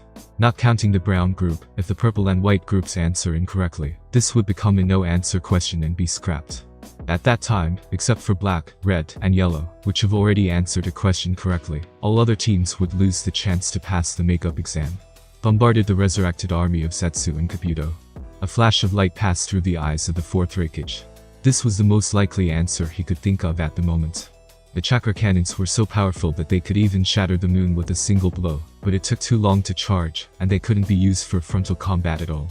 However, if the other party was an army, it was still possible for the chakra cannons to carry out a premeditated attack. Wrong answer. Nagato shook his head and then looked at the white group. In the white group, Terumi Mei's gaze was pensive. She didn't have the slightest idea of how to answer this question. Mizuki-sama, do you want to try answering it with the tailed beast? A light of wisdom flashed in her green eyes. She then said, Akatsuki's goal is to collect the tailed beasts. Perhaps, at one time, Akatsuki had gathered the tailed beasts and started a war, and Kamagakure used these chakra cannons to blast a tailed beast. Terumi Mei's gaze flickered for a few moments. She felt that this answer made some sense, but her intuition told her that this answer wasn't right. However, there was no better answer to her. Mime's gaze fell on her left and right. Hashigaki Kisame and Mamachi Zabuza were like two telephone poles, standing there motionless, not saying a word. Her mouth immediately puffed up. These two, she once looked up to both of them. It turned out that the two of them were blockheads. Our answer is tailed beast. White light dimmed, and the brown light turned on. Brown group, please answer the question. If this question is answered incorrectly, the seventh question will be invalidated as unsolved. Nagato's words just fell, and Inoki's voice was seamlessly connected to it in a flash. The brown group gives up. As Inoki's voice fell, the whole space suddenly darkened for a moment and then lit up together. At that time, 7 colors of light converged, like a delicate 7-colored flower. At the heart of the flower, a golden light lit up at Nagato's feet. This question was answered once by each team, and none of them provided a correct answer. The seventh question is, therefore, voided. The correct answer to the seventh question is the moon. In the future, the moon will fall from the sky, and the target of Kumagakure's chakra cannons will be the moon. The moon will fall. In the red group, Shizune was shocked to hear the correct answer announced by Nagato. She looked in shock towards Tsunade-sama. Isn't Tsunade-sama's oath a little too powerful? PFFTT Shizune couldn't help but laugh out loud. Suddenly, Shizune's expression paled. She looked at Tsunade as if she felt something, and saw that Tsunade was staring at her with a deadly stare and a heavy gesture of her finger across her neck. If you dare to say it, you're dead. Although Tsunade-sama didn't speak, Shizune had read everything from Tsunade's expression and eyes. Seeing the threat from Tsunade-sama, Shizune bowed her head and looked at Taunton. The moon. The moon actually fell. Tsunade was now in a daze, and at the moment, she was going into a trance. What Shizune just said turned out to be the correct answer. But I denied it. This.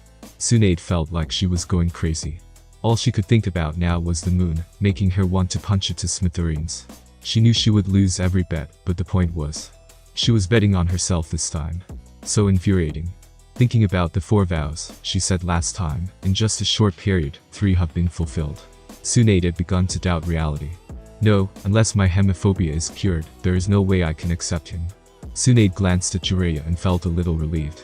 At the same time, before the other people in the exam space could be surprised by the moon falling in the future, they saw that purple, white, brown, and blue were all dark at the same time.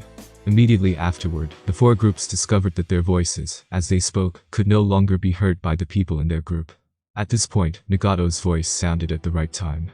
The number of questions answered correctly by the purple group, white group, and blue group. 0. They have failed this makeup exam and are disqualified from answering the 8th question. The brown group has passed the makeup exam and will not participate in answering the 8th question. Now, black group, red group, and yellow group, please answer the 8th question. After explaining the rules, Nagato read the 8th question with a strange expression. Question 8. My father is Hokage, my grandfather is Hokage, my father's teacher is Hokage, my father's teacher's teacher is Hokage, my father's teacher's teacher's teacher is still Hokage, I'm not going to be Hokage. Who said this sentence? Once this question was asked, the entire black group that took the lead in answering the question were frozen. Is there added difficulty to the last question? Mifune looked at Nagato strangely. This question was obviously different from the previous questions. It was more like a circle, going round and round. What he didn't understand most was that there were only 4 Hokages in Konoha until now, but there were already 5 in this question alone. My father is Hokage, my grandfather is Hokage. This meant father and son were both Hokage. Who was this man? This relationship the strongest association in the shinobi world. Mifune smoothed down his mustache, looking as if he could pull off his mustache at any moment. At that moment, the 4 faces on the Hokage rock were flashing rapidly in his head. There is no father and son Hokage duo. Mifune-sama, this sentence it should be said by Uzumaki Naruto's son. The words of his men startled Mifune, and then he carefully thought about it. If this person was Naruto's child, his father is Naruto. Naruto saved Konohagakure, and there was a possibility that he would become Hokage. His grandfather would also be a Hokage, Namikaze Minato. And with that, his father's teacher, but Jiraiya isn't a Hokage. Would Jiraiya become Hokage? But isn't the 5th Hokage Senjutsu? Could it be that the future would change? Mifune didn't make an arbitrary decision, but put aside the doubts in his mind for the time being and thought further down the line. If Jiraiya would become Hokage, then it could be interpreted that Jiraiya's teacher was the Hokage, and Jiraiya's teacher's teacher was also a Hokage. Sarutobi Hiruzen and Senju Tobirama. That's right. That's right. Got it. It's all clear. Mifune's eyes instantly erupted with brilliant light. He could guarantee that in this question, he must be right. Mifune looked at the countdown that was coming to an end, and his serious face showed a winning smile. The answer to this question is Uzumaki Naruto's child. Hearing Mifune's answer, the red group and the yellow group sighed in their hearts, and both thought that the black group's answer was correct. The answer to this question was obvious, as long as the roundabout way was bypassed. Looking at the card in hand, Nagato discovered that the judgment given by the card turned out to be incorrect. It seemed that this question must be answered with the name on the card. For the first time, there was an emotion other than shock in his apathetic eyes, which was regret. Nagato shook his head. This question would also be unsolvable. It seemed that these people in the shinobi world are a lot dumber than he thought. With 7 teams, only 1 team answered correctly. Then Tadara carried them forward. On Nagato's side, he felt that he had a long way to go to achieve the important task of peace in the shinobi world. The red light bloomed, causing everyone in the black group to freeze, especially Mifune, who was waiting for Nagato to announce his success in the makeup exam. At this moment, he looked at Nagato in confusion. Was my answer incorrect? No way.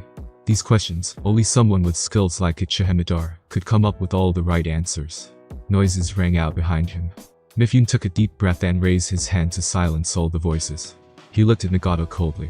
He knew that although Uzumaki Nagato stood in that position, all the questions were asked from his mouth, and he could see the answers in advance.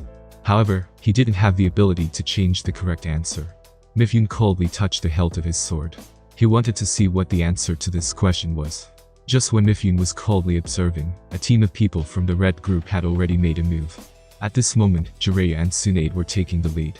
The group of people had surrounded Naruto, Hinata, and Hyuga Heihachi in the middle, having a heated discussion. Naruto, what do you want to name your future child? Name. Anything is fine. Naruto waved his hand easily. He didn't even think about it. At the moment, he was thinking about a more serious problem.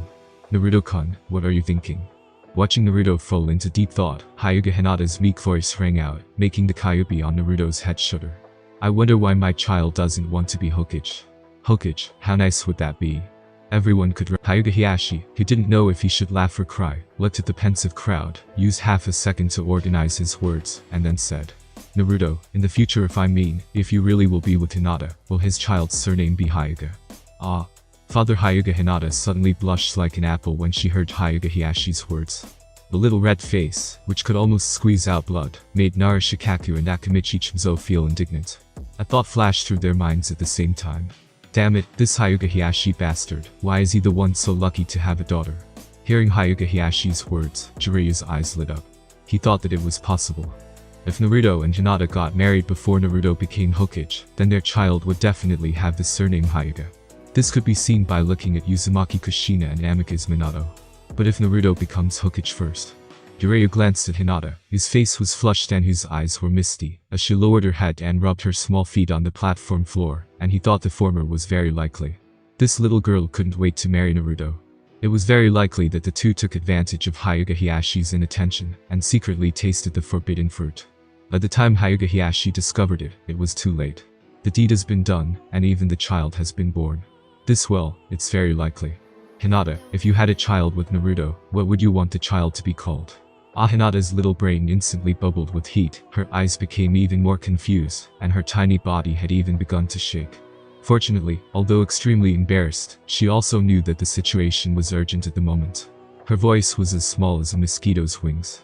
I like sunflowers, Himawari, Hyuga Himawari. Jiraiya softly recited it a few times and thought it was quite pleasant. Hinata hid her face directly on Uzumaki Naruto's back, buried it on his back, and stopped looking at the crowd. Hey, Hinata, it's hot. Move back a little. The name Naruto is from your novel, right? Could it be that his child, too, would take a name from your novel? Tsunade showed a thoughtful look on her face. This time, she thought about it carefully first. She made sure that there was nothing about a name in her vow and put her mind at ease. Jiraiya's face suddenly became awkward when he heard Tsunade's words. He also thought about this possibility, but the problem was, he hadn't written any serious novels recently. I wouldn't let Naruto's children be called Uzumaki by Renzu or Uzumaki Paradaisu, right? Jiraiya shook his head, throwing out the jumbled thoughts in his mind. And, another reason why he felt it was impossible was that, even if Uzumaki Naruto grew up quickly and honestly, he wouldn't do that to a teenage girl after all, he was still naive. Tsunade knew Jiraiya so well that she could understand everything just by looking at him. Hearing the answer given by Tsunade, Nagato was shocked. Unexpectedly, they almost guessed it. Because he could see the analysis, he knew of Himawari's name. It was Uzumaki Naruto's daughter's name. Uzumaki Himawari. Really, Nagato felt so powerless he wanted to curse. His own little brother had no naming sense. His son was named Uzumaki Boruto, Bolt, and his daughter was named Uzumaki Himawari, Sunflower. TSK. Were these names chosen casually? Why don't you just call the boy Ichi and the girl Nai? Wouldn't that be much simpler? No, you can also call his classmate San later. Uzumaki-san. What a great name. Nagato shook his head. He felt that he needed to break the trend later. No. Break Uzumaki Naruto's talent for naming. Taking the thought to heart, Nagato directly said. Incorrect answer. Exam space, the yellow light glowed, and the answer privilege arrived again at the yellow group. For a time, all the people who watched the live broadcast gathered their eyes there. As they all know, this was the last answer for this makeup exam. If the yellow group answered it successfully, they would be the second and last group to pass the makeup exam successfully. If they failed to answer the question, only the brown group would be the one to succeed in the makeup exam. Everyone looked at the yellow group expectantly, and some people were focusing on Sasori, who didn't say much during the whole process.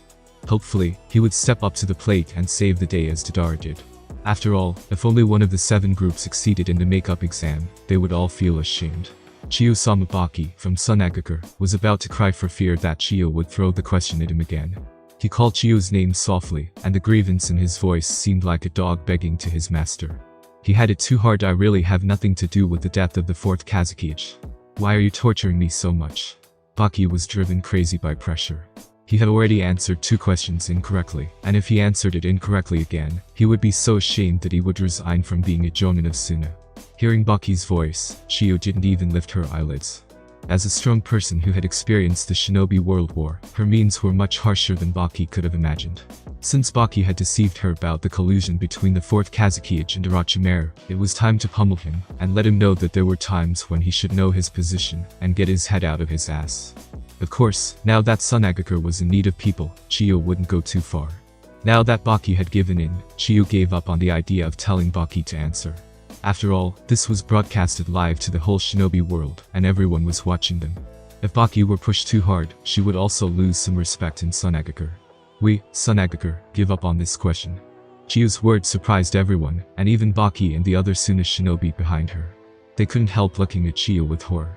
Baki, in particular, would like to keep quiet and wait for Chiyo to answer the question by herself. At the very least, there was a chance that she might also be incorrect. Give up. Why give up? Even if they're pretending, at least try, right? No one understood the significance of Chiyo's actions. Inoki and the Raikage, as well as Shimura Danzo and 2 of Konoha's Hokage advisors, were now looking at Chiyo's choice with a sense of wonder. Haha, I never thought that you could still have this kind of backbone at this age. Inoki watched the yellow light disappear. No one knew if it was mockery or admiration in his tone. Sometimes, handing in a blank piece of paper was also a kind of courage. The courage that others couldn't match. As the yellow group gave up on their answer, the makeup exam officially ended, and a series of words appeared on the screen above the exam space. The correct answer to this question: Uzumaki Boruto. The makeup exam is over. This makeup exam included 7 groups, a total of 62,111 people. The group that passed. Yellow group, 43 people. The rest of the examinees failed the makeup exam. Penalty for failing the makeup exam. Makeup exam opportunity reduced by 1. Random ability is reduced by 1. With the disappearance of words, the 6 colors, except for brown, flashed together in the space. Immediately afterward, everyone who had been flashed by the light found that they seemed to be missing something. It was a strange feeling, and they hadn't figured out what they were missing, but there was indeed something missing. Hey. How did I suddenly forget how to do the great fireball technique? It's over. It's over. My bloodline limit is gone. Where's my C-rank wind release? My eyes are gone. My chakra is gone too. The cry of astonishment rang out, and everyone's faces changed at the same time. They all rushed to look through their abilities and find what was taken away from them. Killer B, what was taken from you? Brother, my swordsmanship, my 7 swords dance was taken away. What about you, Derry? My chakra armor was taken away, and now I've forgotten how to use it. After listening to the answers of the 2 people behind him, the 4th Raikage's worried heart was put down. He was actually afraid that this exam space would take away the Hachibi. Fortunately, he only lost a B-rank lightning release. Killer B and Derry only lost chakra armor and sword techniques. Although they were very important, they could still train them again. It just took more time. Tsunade-sama, what's the matter with you? Shizune was relieved to find that only her chakra scalpel had been taken away. Chakra blade training was relatively simple, and in about a month, she would be back to her original level. My phobia is gone. Tsunade's expression was torn at this moment. Are my vows really that effective? Just after betting on her phobia, it disappeared in the blink of an eye. Tsunade suddenly had an idea of betting against any problems in the future. She glanced at Jiraiya, who was looking left and right, and was momentarily lost in thought. Could this be fate? Coincidentally, in the red group, Hyuga Nijiya resisted the excitement in his heart, and didn't let himself show any abnormality. His eyes, the one yelling like that was behind him just now, and he could see it. But for him, it was the caged bird. The curse-marked caged bird that had plagued him for years was gone. It's gone just like that. For the Iowa Shinobi, after listening to the penalty from the exam space, they all turned their grateful eyes towards Jadar. If it weren't for Jadar, they would have been punished the same way. In particular, in Konoha, someone screamed that their bloodline limit had disappeared, making them more aware that the examination space took away more than just irrelevant low-level jutsu. Listening to the gratitude and praise around him, the corners of Jadar's eyebrows danced wildly, a sign of fury. At the same time, Ryuji, who had been suppressing his presence in the blue group, suddenly had a projection of the exam system in his eyes. The makeup exam is over, and the host will receive payback from the makeup exam penalties. Host acquired Genin Chakra. Host acquired beginner puppet manipulation. Host acquired hemophobia. Host acquired curse mark. Caged bird. Host acquired low-level seduction technique. Host acquired beginner combat experience. Host acquired beginner sword techniques. Host acquired beginner kunai throwing skills. Ryuji was dazzled by a series of rewards. In the blink of an eye, he had obtained countless rewards. In other words, even he didn't know what he was capable of. Just as Ryuji was confused, the system screen in his eyes suddenly came to a halt. Then, continued with, "The exam system is being upgraded. Upgrade completed." In this upgrade, new examination modes are added.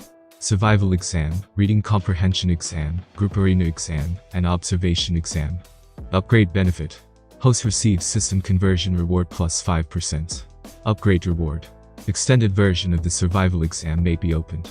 How many times could the extended version? Ryuji looked at the analysis twice, and he realized, wasn't this the battle royale game he once played? It used to be only 100 shirtless people who went in to pick up guns, but now it was 100 shinobi without any ability, who had to go in and pick up jutsu, physical skills, physique, or whatever. After the continuous killing, upgrading oneself and ability, the last person wins. The so-called extended version meant that in this examination, there were only rewards, no punishments. People above a certain ranking would be rewarded. The higher the ranking, the more generous the reward. Because it was an examination, any injury or death in the exam space won't affect reality. And the reason there was an extra person was because that person was chosen. The so-called chosen one meant that this person had all their current abilities. They would be located at the center of the map, and everyone could challenge them before the finals began. The challenge time was 3 minutes. During this period, the challenger could challenge with his own strength or the ability gained in the exam. A successful attempt would result in a huge reward, and a failed attempt, or 3 minutes later, the chosen one's status would reset. To put it bluntly, there was a gladiator arena in the middle of the battle royal map. Moreover, the system would also specify the master of the arena. System, you're really stingy. Seeing the name of the chosen person, Ryuji's mouth cracked. With this person around, it was impossible for the others to win this challenge. Ryuji shook his head and let the system directly take advantage of the fact that the makeup exam wasn't over yet, to select the examinees, and open this extended version of the survival exam in 3 days. On the other hand, Uzumaki Nagato, who realized that the exam was over, directly launched an interaction while he was still in his role as a moderator. Uzumaki Naruto, Hyuga Hinata, Uzumaki Karen, Gaara, and Kurasuchi, please come here. As Nagato's words fell, the 5 who were named drifted directly toward Nagato, carried by the 6 pins, before the others could react. Uzumaki Naruto instantly winced as the little Kyuubi on top of his head was now standing on top of him, looking seriously at Uzumaki Nagato. Kurama felt that the other party was coming at him. Damn it. If my chakra hadn't been sealed, I would have smashed them all with a tailed beast bowl. Then the Kyuubi froze and realized that the 5 of them, including Uzumaki Naruto, had just arrived at Nagato's side. He paused because of the 5 strange figures around him, and he was held in Naruto's arms. Me and Shukaku. Nobody cares at all. He was a little confused. Where were the other tailed beasts? Damn it, Naruto. Jiraiya shouted and rushed towards Nagato. But when he had just started moving, he was stopped by the platform under his feet. Hinata. Hyuga Hayashi's face was now unsightly. He guessed that Akatsuki was coming for Uzumaki Naruto, but he didn't expect that even Hinata and the others would be taken away. Chiyo, from Sunagaker, also panicked right now. Rasa, the fourth Kazekage, had just died, and now Gaara, the fifth Kazekage, who they had just agreed upon, was snatched away. This was simply letting their Sunagaker die. Deidara, you knew about this, didn't you? Inoki looked at Deidara, and although Kurasuchi was taken away, he didn't panic at all. Because they, Iwagakure, were already lucky enough to have Deidara. Deidara's behavior just now certainly indicated that he would return to Akatsuki, and with his presence, he didn't need to worry about Kurasuchi. Moreover, Inoki thoughtfully instructed Deidara with a few words, "It's good to let Kurasuchi experience some hardships, as long as she doesn't die. But you, Deidara, have to work hard." Deidara rolled his eyes and said nothing. He had learned his lesson now. He knew that the more he looked angry, the more these people would think too much about him. So, he didn't think about anything anymore. He was afraid that if this went on, old man Inoki would simply step aside and let himself be the fourth Tsuchikage. He felt that his current life was like being forced to roll over for everyone. Since he couldn't resist, he might as well enjoy the situation. "You want us to join Akatsuki? That guy was incredibly brave in that video. You are the people I have chosen. So long as you pass my exam, you can join Akatsuki." Hey, I'm not going to join any Akatsuki. I'm going to be Hokage. When they heard the rebuttal, Nagato's dangerous eyes narrowed. When he saw that it was Uzumaki Naruto speaking, Nagato's pupils returned to normal. Joining Akatsuki won't conflict with you becoming Hokage. When you graduate from Akatsuki, you can take over Konoha. Huh, is that so? Then I don't have a problem with that. Uzumaki Naruto nodded and swung around the Kyuubi on his head in the process. To be honest, he was quite curious about Akatsuki. After all, it was an organization dedicated to the peace of the shinobi world that suddenly appeared. Moreover, Uzumaki Naruto had his own ideas. If he joined in now before they destroyed Konoha, he might be able to stop the future destruction of Konoha in advance. Naruto-kun. Hinata looked at Naruto, who was full of fighting spirit and was at a loss for words. "I can join, but first, give me a robe." It was Gaara who spoke, and Uzumaki Karen immediately echoed what Gaara said. Yeah, you want us to join, but you have to give us a robe first. I don't want to die when I get out of this space. The two of them had nothing good to say about their own village. The reason why they hadn't defected yet was simply that there was no reason or opportunity to do so. Uzumaki Karen, in particular, felt that there was nothing wrong with going with Akatsuki. Anyway, even if she ended up miserable, it should be better than the one in the video. Thinking of this, Uzumaki Karen turned her eyes to Uchiha Sasuke and Uchiha Itachi's arms, and decided that she would give this guy a lesson in the future. Nagato paused. He didn't expect that these guys would ask for red cloud robes before they joined Akatsuki. Fortunately, he was ready. He stretched out his hand, took out a stack of red cloud robes of different sizes from under the Naraka path and the Surpath's clothes, compared the height of the crowd, and selected 5 sets. Putting the rest carefully back in place, Nagato approached Naruto with the red cloud robe a few sizes smaller. Swish. Naruto didn't get a chance to react, the robe was already on him. Nagato looked at him and nodded his head. Although the robe was a bit long, it directly covered Naruto's ankle, but the red clouds on the black background matched Naruto's golden hair and the crimson fox on his head, giving it an amazing feeling. Throwing 2 red robes towards Gaara and Uzumaki Karen, Uzumaki Nagato also puts them on Hyuga Hinata and Kurasuchi, as he did on Naruto. In an instant, 5 Akatsuki members appeared in the exam space. Uzumaki Naruto was in the middle. The Kyuubi and blonde hair on his head were extremely eye-catching. To his left was Gaara with Shukaku upside down on his shoulder, and to his right was Hyuga Hinata with her head down and face red. Uzumaki Karen and Kurasuchi were at the outermost, and it's worth mentioning that Uzumaki Karen's red hair combined with the red cloud robe was unspeakably beautiful. Everything happened so suddenly that everyone was caught off guard, and it was late to say anything. Just when the people in the exam space started to react, the exam space suddenly changed again. Countdown to the extended version of the survival exam. 3 days. Issuing 101 admission tickets. Swing, swish, swish. Dozens of black as ink tokens appeared one after another in front of their respective owners. Not only in the exam space but all over the shinobi world, such tokens appeared. Exam countdown. 3 days. Examinee's name. Black Setsu. When the countdown reaches 0, the examinee will automatically be transported to the examination space. In the shinobi world, Black Setsu looked at the information on the token floating in front of him, and then looked at the thousands of meters deep layer of earth above his head. He then fell into deep contemplation. Not only Black Zetsu, but Uchiha Bito, people in the Fire Temple, the other 4 major shinobi villages, some samurai, and even renegade shinobi throughout the shinobi world received a token. From the token, they already knew the information and rules of the exam. Haha, you can't get away this time. After reading the exam's content, the 4th Raikage directly put away the token with his name on it and looked at Konoha with a gaze full of wariness. Killer B, come with me to meet this chosen one when the time comes. Yes, brother. Why did he get one? Konan put away her token and looked back just in time to see 2 tokens spinning in front of Haku and Ryuji behind her. Konan increasingly felt that this genin named Ryuji had some secrets. Binge note. Cough Ryuji is MC Cough. There were only 101 tokens in the entire shinobi world. Everyone in Akatsuki had one. But even if Haku got one, why would a mere genin like Ryuji get one? She glanced at all the other genin from the Megakure. No one else got one. Before Konan could finish thinking, the white fog of the exam space suddenly began to dissipate. Everyone knew that this meant that the exam space was about to disappear. At the same time, the shinobi in the exam space felt that their chakra had recovered. In the next moment, everyone realized that they were back in Konoha. In an instant, killing intent and murderous stares descended. Whoosh. At the instant when the exam space dissipated, a figure instantly moved. Jiraiya first whirled up and rushed at Nagato. Return to a Megakure on your own. Konan's expression changed. She hastily left a sentence to the genin group behind her, and her feet moved. She quickly jumped up. Whoosh. With a pair of paper wings at her back, Konan's speed instantly increased.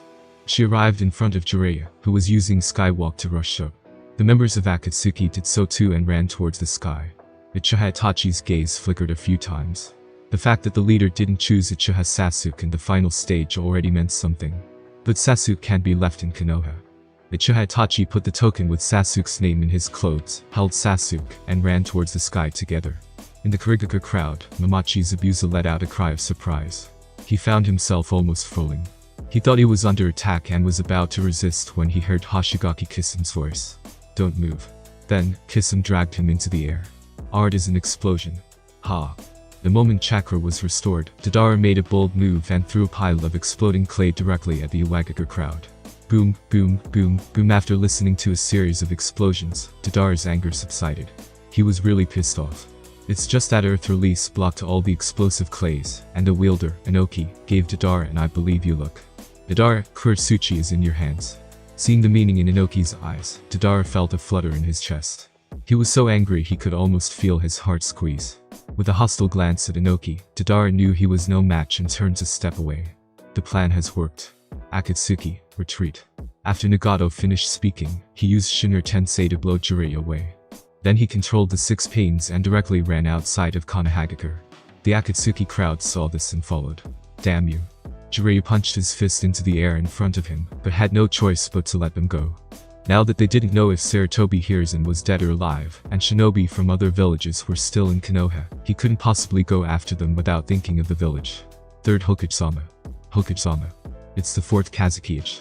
The 2 of them. The alarming cry from below startled everyone. Jiraiya's face instantly changed, and he ran in the direction of the sound. Half a day later, the members of Akatsuki had returned to a Megakure. At the instant when everyone landed, Shukaku, who had been playing dead on Gaara's back, suddenly began to grow rapidly. This sudden change startled Gaara, and he quickly threw Shukaku out of his hand. Coincidentally, his position was out of Shukaku's reach, right in the middle of the Akatsuki crowd. Haha, the big guy came out. You bastard fox. Shukaku's body rapidly expanded as if it were inflating, and its hideous voice continued to ring out. You all of you will die, Hyug. Shukaku's laughter stopped with a jolt, as if he had been caught by the throat. He watched in horror as several figures surrounded him. These eyes Rinnegan. Shukaku's body froze completely. He stiffly looked at Kurama, who was smiling with malicious intent on Naruto's head. Don't kill it. Uzumaki Nagato lightly glanced at Shukaku, who hadn't figured out the current situation yet, and turned to leave. The 6 pains were left behind by him, surrounding the 5 youngsters in the middle, for protection. Don't destroy the surrounding buildings. Konan said in a cold voice, flapping her wings and flying away. She had to go pick up the genin of a Megakure. She didn't have time to watch the boring battle here. Uchiha Itachi saw Uzumaki Nagato leave. His eyes flashed, and he chased Nagato with Sasuke in his arms. For Sasuke's sake, he had to talk to Uzumaki Nagato. This. Uzumaki Karen was so dumbfounded at the moment that she felt like she was dreaming. To dream a big dream that the old her wouldn't have imagined. She looked around in horror. Originally, she felt that the huge chakra of the tailed beasts had been incomparably terrifying, but now, in contrast to the Akatsuki crowd, there was something, but even among the Akatsuki members, there was someone who exceeded the amount of chakra the monster in front of them had. How is this possible? Hey, new guy, it's all yours. As Kakuzu's words fell, the Akatsuki members had a very tacit understanding, so they uniformly leaped backward. The 6 pains also led the 5 youngsters to withdraw, leaving only Mamachi Zabuza in the center. Gulp. Mamachi Zabuza swallowed with difficulty, and he felt his throat was a little dry. Should it be this crazy? Could everyone in Akatsuki defeat a tailed beast? Or, did they want to get rid of me? Damn it. Damn it. Ninja technique. Hidden mist jutsu. Mamachi Zabuza didn't dare to think too deeply. He directly used a one-handed seal, and immediately afterward, the mist started to gather. As the fog grew thicker and thicker, his figure also disappeared from everyone's sight. Uzumaki Nagato had just returned to the building above the Megakure when Uchiha Itachi caught up, bringing Uchiha Sasuke with him. Leader, I want Sasuke to stay in Akatsuki. When he saw Nagato, Uchiha Itachi got straight to the point. Konoha is no longer suitable for Sasuke to stay in, and why should I take him in? Nagato interrupted Uchiha Itachi, curious as to what the other man had up his sleeve that made him think he would grant his request. Upon hearing Uzumaki Nagato's words, Uchiha Itachi didn't change his expression. He hesitated for a moment, then reached out with a wave of his hand, and a gate of light appeared in front of them. This magical scene made Uzumaki Nagato pause.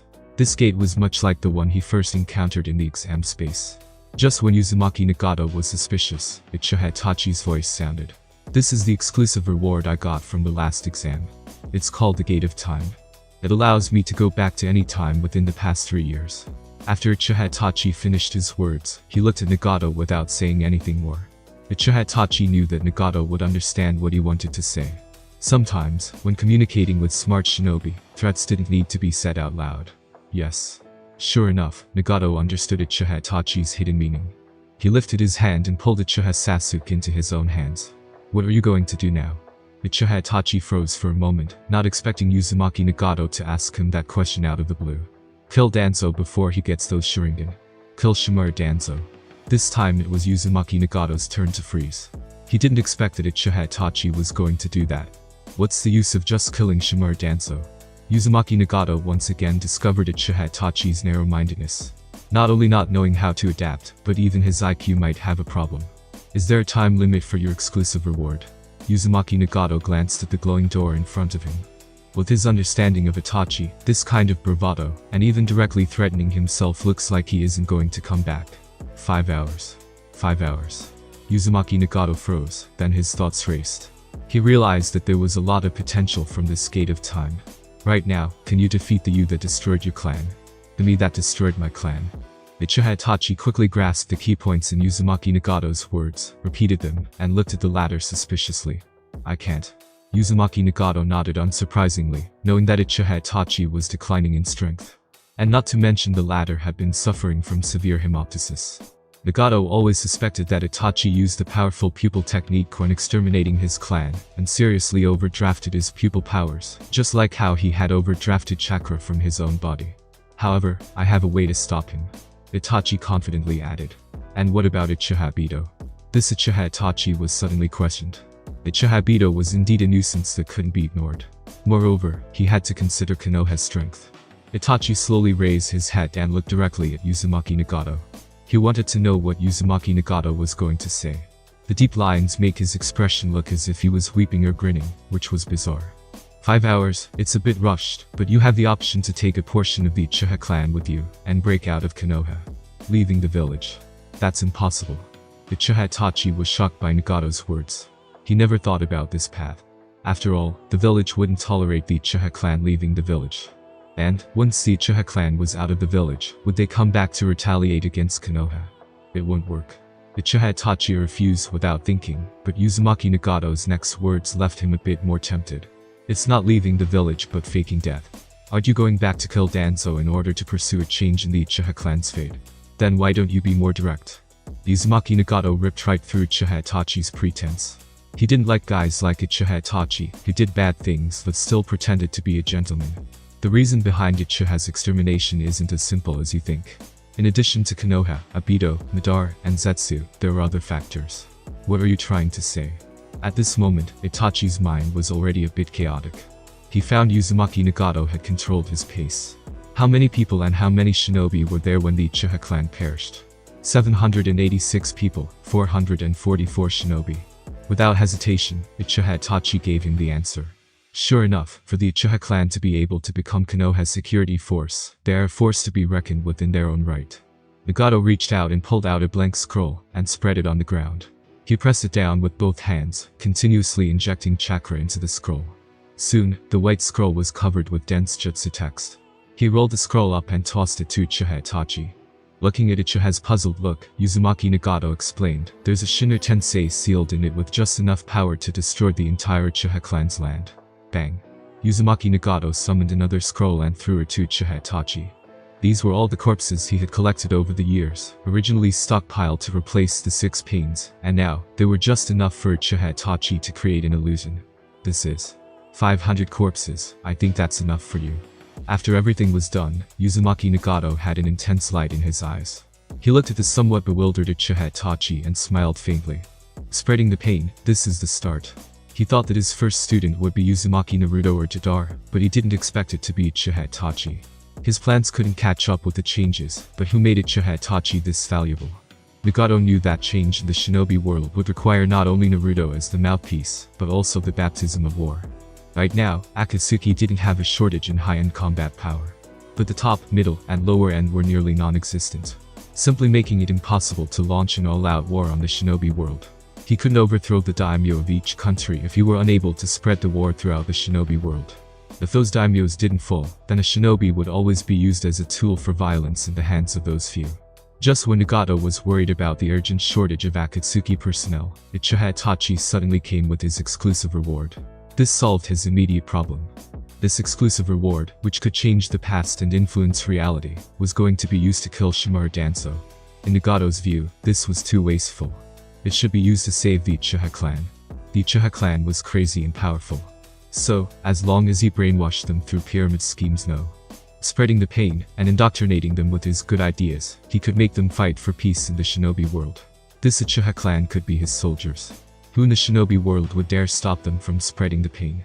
Most of them have 3 Tomo eyes. If anyone stopped them, Mangekyo would come out. If they tried it again, eternal Mangekyo. And the scariest part was that they were all natural illusion technique users. Illusion technique, in Nagato's eyes, was a better teaching tool than online courses. Time was infinitely prolonged, and brainwashing teaching could be repeated indefinitely. If they didn't study well, they wouldn't be able to get out of the illusion technique time-effective and cost-effective, with great results. The more Nagato thought about it, the more excited he was. If he hadn't been incapable of using the illusion technique, he would have simply used a worldwide illusion technique to pass the doctrine to everyone. With a single thought about the Uchiha clan, he was truly a genius and a madman. Nagato believed that he had the ability and confidence to educate them well, allowing them to dedicate their lives for true peace in the shinobi world. Thinking of this, Uzumaki Nagato didn't hide his intention in the slightest. "Since you have entrusted Uchiha Sasuke to Akatsuki, why don't you trust Akatsuki one more time?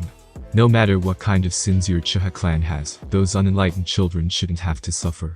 If you can get them to come to Omegakure, I can shelter the Uchiha clan.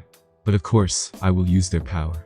When the peace of the shinobi world is truly achieved, the Uchiha clan will be the greatest contributors to the shinobi world, and their merits will far exceed mine. And you, Uchiha Itachi, as the one who started the great change, will also become a legend. Think about it. What would Uchiha Sasuke think of you at that time?" After listening to Uzumaki Nagato's impassioned speech, Uchiha Itachi was expressionless. He didn't expect that the leader's words would be as good as Uzumaki Naruto's. Surprisingly, he was genuinely somewhat impressed. It wasn't because he would become a legend. He didn't care about his reputation, but he cared about the reputation of the Uchiha clan, and how Sasuke would see him when that time came. Glancing at Sasuke and Uzumaki Nagato's arms, Itachi had a hint of reluctance in his eyes. Then without a word, he put the scroll away and went through the glowing door on the side. As Uchiha Itachi disappeared into the door, the glowing door slowly dissipated. Uzumaki Nagato saw this scene, and the corners of his mouth slightly rose. Suddenly, his expression moved. Someone had invaded Omegakure. In the perception of Rainmaker Jutsu, a figure with a strong chakra was leaping through Omegakure. Someone's coming. Uzumaki Karen moved and looked in one direction. Although she couldn't see it, there was an amazing figure with chakra running towards the upper levels. As if noticing the movement over here, the figure also paused for a moment and then moved forward. The other party disappeared from perception before Uzumaki Karen withdrew her gaze. That man's chakra was very much like Uchiha Itachi and Uchiha Sasuke's, but the amount of chakra he had was much more than both of them. At the same time, Uzumaki Nagato looked at the figure that appeared in front of him and was a little confused. The other party was a middle-aged man with a firm face, covered in a black robe from the head down. At this moment, when he approached himself, his eyes rested on Uchiha Sasuke's body. "Who are you?" Uzumaki Nagato already had a suspicion in his mind, but he asked anyway. Because he knew that, if he was right, another negotiation would follow. A negotiation that was much more difficult than persuading Uchiha Itachi. "Are you Akatsuki's leader, Uzumaki Nagato?" Although it was a question, it was indeed a definitive tone. He then threw out a note from under his black robe, which was somewhat yellow, and looked like it had been kept for some time. Pain opened it, only to see the writing. Konoha Year 59, on December 8th. Omegakure, the tallest building. Akatsuki leader, Uzumaki Nagato. He will tell you everything. After reading the note's content, Nagato quietly returned it, and then looked at the middle-aged man in front of him. "Your identity." The patriarch of the Uchiha clan, father of Itachi and Sasuke Uchiha Fugaku. With that, he pulled off the robe on his body, revealing a clan emblem that looked like a ping-pong paddle. Then, under Nagato's gaze, his originally normal black eyes suddenly turned blood red. Tomo Mangekyo Eternal Mangekyo Rinnegan that. The moment he saw Rinnegan, Uzumaki Nagato was surprised. He looked at the Rinnegan in Uchiha Fugaku's eyes in horror, confirming that he was not mistaken, and that he wasn't hit with an illusion technique. This familiar appearance, this familiar power. How is it possible this is impossible? Fugaku's Rinnegan slowly disappeared as Nagato looked on. Looking at Uzumaki Nagato, who was filled with shock, Uchiha Fugaku's voice slowly rang out. "I'm saying that you shouldn't look down on any of the Uchiha clan's patriarchs. Now, can you tell me what this is all about? What's really going on?" Konoha Year 56, July. With the increasing estrangement between Konohagakure and the Uchiha clan, the atmosphere in Konohagakure was becoming more and more strange.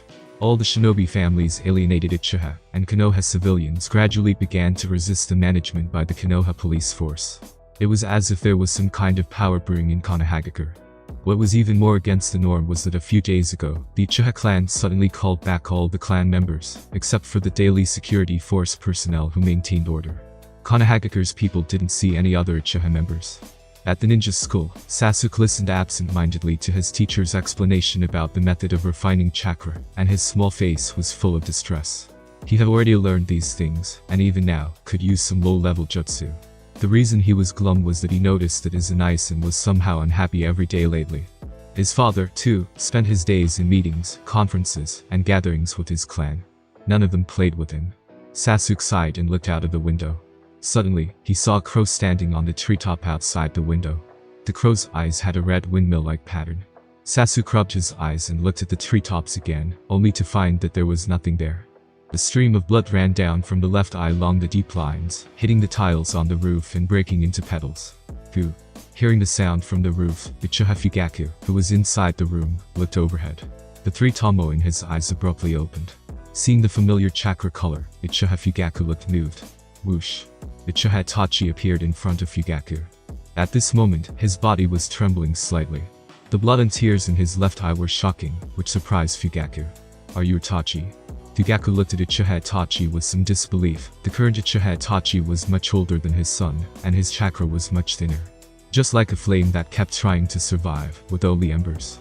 "Father." Uchiha Itachi thought about countless possibilities of what he would do when facing this man.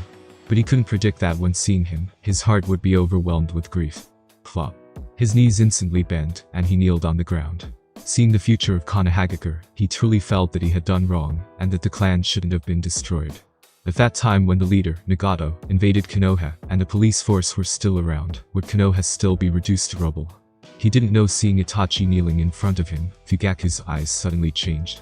Mangekyo instantly appeared in his eyes, and the strange pattern in his left eye turned round and round. Mangekyo. It was Uchiha Itachi's turn to be shocked. He didn't expect his father to own Mangekyo. However, if he had Mangekyo, why didn't he fight back when I killed him? Could it be for a moment, Uchiha Itachi felt like his heart was stabbed with a knife. What he never expected was that when his father's Mangekyo pupil stopped turning, he asked him a question that was absolutely impossible for him to ask. "You, how much time do you have?" Uchiha Itachi looked at his father in horror. His scalp was tingling, and all the hair on his body felt like it was standing on end. His whole body seemed to freeze. Seeing Itachi's uneasiness, Uchiha Fugaku explained lightly. In order to find a way out for my people, my eyes gained the ability to see the past and the future. I just saw your past and knew where you came from, but I couldn't see further. I can't see your future either, and it's all chaos. Which means you haven't determined your own self. Uchiha Fugaku's explanation left Itachi completely dumbfounded. He didn't expect that his own father had awakened such an ability. No wonder, back then, he didn't resist to see certain death. Mangekyo's awakening was inseparable from their own will, and Itachi had always felt that Mangekyo's ability came from the deepest desire of its owner's heart. Just like Uchiha Shusei, he yearned for peace, and hoped to fix the relationship between the village hierarchy and the Uchiha clan, by talking and communicating, so he had the Kodomatsukami ability. As for himself, he was unable to fix the conflict between the village and the clan, and wanted to destroy everything. So, it gave birth to Amaterasu. It could burn everything to the ground, and he wanted to bear everything alone, so it gave birth to Tsukuyomi. If that's true, then does Uchiha Bito's ability mean that deep down he wanted to escape? Itachi didn't know, but at this moment, knowing Uchiha Fugaku's Mangekyo, Itachi's heart, which was still wavering, made an instant decision. I'm from Konoha year 59, had exterminated the Uchiha clan with Uchiha Bito today, on this night. Itachi's throat rolled. He looked at the stunned Uchiha Fugaku, and his guilt deepened. Although you awakened Mangekyo, you didn't resist. You and mother were both killed by me. But the death of the Uchiha clan didn't bring real peace to Konoha. It only reduced Konoha's strength. I did something wrong, father. Now, I'm back to make up for my mistakes. Uchiha Itachi looked at the time. Right now, the him from this timeline was still at route, 2 hours before the extermination plan began. Since you came back, you must have a plan. What are you going to do? What do I need to do? Looking at Uchiha Fugaku, who had an inexplicable gleam in his eyes, Uchiha Itachi froze for a moment, not expecting his father to believe him so easily. Are you even going to look into it? About me being from the future? Pa. Fugaku slapped Itachi on the back of the head. Uchiha Fugaku looked at Itachi and said, what's there to look into? How could I not know? You're my son. Besides, you don't think that you're the first person to come from the future, do you? Ah, Itachi, you're still too young. Saying that, Uchiha Fugaku directly asked, what preparations have you made? He knew that his son was an excellent shinobi. Since he came back, naturally, he would have prepared a lot of things. Itachi was a little puzzled by his father's rapid acceptance, but the dull pain at the back of his head made his heart feel warm. Did father forgive me? Looking at Itachi as his father, Uchiha Fugaku knew what he was thinking. He sighed in his heart. It seemed that his eldest son, who had suffered a lot over the years, couldn't even hide his emotions anymore. Looking at the thin body and the bloody left eye, Uchiha Fugaku knew that Itachi had also given a lot to make up for his mistakes. Itachi, all these years, it's been hard on you. Uchiha Itachi's eyes soured for a moment. As soon as all his emotions were suppressed, he heard his father's angry voice. Later, let's both meet my ungrateful eldest son. Looking at Itachi, who was dumbfounded in place, Uchiha Fugaku asked, by the way, what about the preparations you made? Preparations? Itachi almost wanted to say that he hadn't prepared anything and just decided everything, according to Uzumaki Nagato's proposal. Thinking of Uzumaki Nagato, Uchiha Itachi pulled out 2 scrolls with a thought in his mind. This scroll is a powerful jutsu that can destroy the Uchiha clan's land in its entirety. In this one, 500 corpses. 500 corpses. Uchiha Fugaku froze for a moment and instantly understood Uchiha Itachi's plan. A warm glint of light flashed in his eyes. Not everyone in the clan can leave. Otherwise, people would find clues. I want to stay. Even your mother wants to stay. No, father, you must go. Mother has to go too. Behind the extermination of the Uchiha clan, it wasn't only Konoha, but also Uchiha Madara and others. Father, you need to escape from Konoha with the Uchiha clan, and after that, you must restrain all the clan members from appearing in the shinobi world. Restrain the clan. Can't appear in the shinobi world. Uchiha Fugaku froze, not thinking about why that was. Yes, if the Uchiha clan appears in the shinobi world, it will certainly destroy what has happened from Konoha year 56 to year 59. Otherwise I don't know if I, from the year 59, would come here. So you must make sure of that. Uchiha Fugaku listened to Itachi, hesitated for 2 seconds, nodded, and then reminded, but if we do that, there would be 2 problems with the fake death plan. My Mangekyo abilities are Amaterasu and Tsukuyomi. Uchiha Itachi finished, hesitated for a moment, and then said, my body has reached its limit. Uchiha Fugaku's facial expression suddenly changed. He knew what this sentence meant. He gazed at Itachi quietly, as if to imprint everything in his memory. Itachi also looked at Fugaku quietly. 3 years ago, his father decided to die here, and 3 years later, he decided to stay. As if everything was a cycle. Uchiha Fugaku responded soberly and then said, "Then we can't have all the clansmen evacuated. You said Uchiha Ibito, then let the restless ones fight it out." Reluctance flashed in his eyes, but he knew that not a single mistake could be made in this matter. Every one of our Uchiha members is on file in Konoha, even if we burned the bodies. Just in case, we'll only take 500 people. Underneath the clan, there's a secret passage. It's the biggest secret of our Uchiha clan. Father, I'll go ahead and get ready. There were less than 2 hours. Uchiha Itachi stood up and was just about to leave when Uchiha Fugaku grabbed him. He tried to break free, but found that the hand simply couldn't break free. "Mikoto, don't hide. Come out and meet Itachi." Fugaku's voice caused Itachi to freeze. In the next moment, a beautiful woman appeared in front of the two, looking at him with tearful eyes. Mother Uchiha Fugaku walked coldly to the side courtyard, where a line of Uchiha clan shinobi was standing, with pairs of red Sharingan. They looked excited, thinking about the orders they had just received from the patriarch, their minds filled with the feat that would follow. For safety, all children under the age of 13 will be moved to the Uchiha clan's land. First elder, second elder, take your men to place Uchiha men at every intersection. Also, bring all the old people to me. I will protect them. Patriarch. Why aren't you letting all the old people into the clan's land altogether? Uchiha Fugaku's murderous gaze instantly came up, causing the opponent to jolt. He was in a bad mood right now. He felt like he wanted to kill someone. Do you want to be the patriarch? Seeing that the crowd had no more comments, Uchiha Fugaku told them to disperse and turned around to go back inside. Uchiha Fugaku's eyes sank as he watched Mikoto serving various kinds of pastries to Itachi, one by one. "Mikoto, you leave with the selected people from the secret passage under the clan." Uchiha Fugaku spoke in a deep voice. He had to go to Konoha's police department and delete all the chakra records of the people leaving the Uchiha clan, the perception jutsu outside Konohagakure. By the way, father, about Sasuke. I've laid an illusion technique for him. When he comes home from school, it will start, and he will see an illusion of the clan being destroyed by me. Sasuke, okay. Unlike Mikoto's distressed face, Uchiha Fugaku didn't reveal any emotion on his face. He knew that he wasn't just a father but a patriarch. Uchiha Itachi's gaze moved slightly. He suddenly picked up a pen and paper and wrote something down. He then folded it and handed it to Uchiha Fugaku. "Father, please open this after 3 years." Uchiha Itachi stood up and gave a 90-degree bow to his father and mother. "I'm very lucky to have been born from the two of you." Whoosh. Uchiha Itachi instantly disappeared. In his place, only 2 dead bodies of unknown origin were left behind. For a long while, the room was suddenly filled with the sound of a woman's overwhelming cries. Under the command of Uchiha Fugaku, the Uchiha clan immediately took action.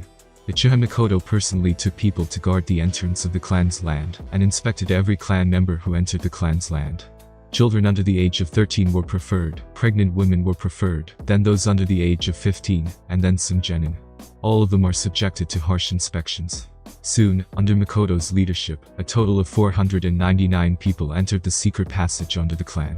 On the other hand, Uchiha Itachi placed one corpse after another all around the Uchiha clan land. Explosive tags were also set up to ensure that the flames of the explosive tags would completely engulf the corpses. Uchiha Fugaku, on the other hand, had quietly made his way to the Konoha police department. As the head of the police department, he easily deleted the chakra records of Uchiha Mikoto and others. Then, Uchiha Fugaku returned to the clan's land. He was a patriarch. He at least had to appear this time, and he was Itachi's father. Time passed silently. When darkness slowly fell, a barrier that restricted the area enveloped Uchiha. The first scream cut through the night, the explosion from explosive tags, instantly rang throughout Konoha. Here we go. Uchiha Itachi, who had redonned his Uchiha clothing, transformed himself into Uchiha Fugaku with a transformation jutsu, and confronted a familiar figure. On the other side, leaving all the reserved Uchiha shinobi to attack a masked figure, Uchiha Fugaku held back the killing intent in his heart and quietly retreated.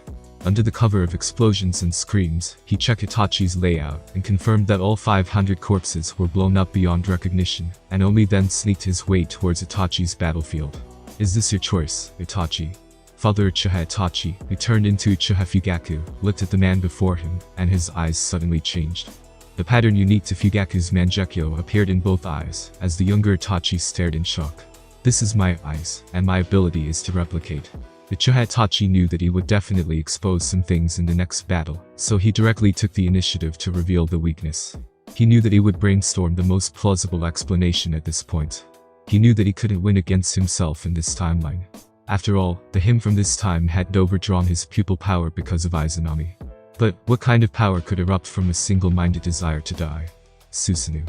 Uchiha Itachi roared, and then gigantic red-colored bones suddenly appeared on his body. The skeleton grew and spread rapidly. Suddenly, ribs and arms were formed. Then it quickly changed. A layer of defense appeared in the form of a skeleton, but at the moment, it was still half a skeleton. Keep going. Uchiha Itachi didn't care about the pain in his eyes at all. Then, his body quickly rose. No, it wasn't Itachi's body that was rising, but Susanoo. Whoosh. Accompanied by a loud roar, a pair of huge red feathered wings loomed at the back as if to block the sun. A complete body. The complete Susanoo. That Satsuka blade in Yata mirror, seeing that his father had replicated his own Susanoo with Mangekyo, the younger Itachi was completely shocked. Is this father's Mangekyo ability? Even my own Susanoo could be copied. This it. Too powerful. I haven't even used the complete body myself, this without thinking much about it. Even if he didn't know the power of the Tatsuka blade and the Yata mirror, the terrifying chakra on the opposite side reminded him of what he should do at this moment. The two windmills of Mangekyo rapidly turned. An identical Susanoo came down with a bang. And that concludes this episode. If you enjoyed it, I'd seriously love it if you guys could leave a like on the video, as it genuinely helps out so much, and it keeps me going, plus it takes only 1 second. That said, have a wonderful day. See you in the next one.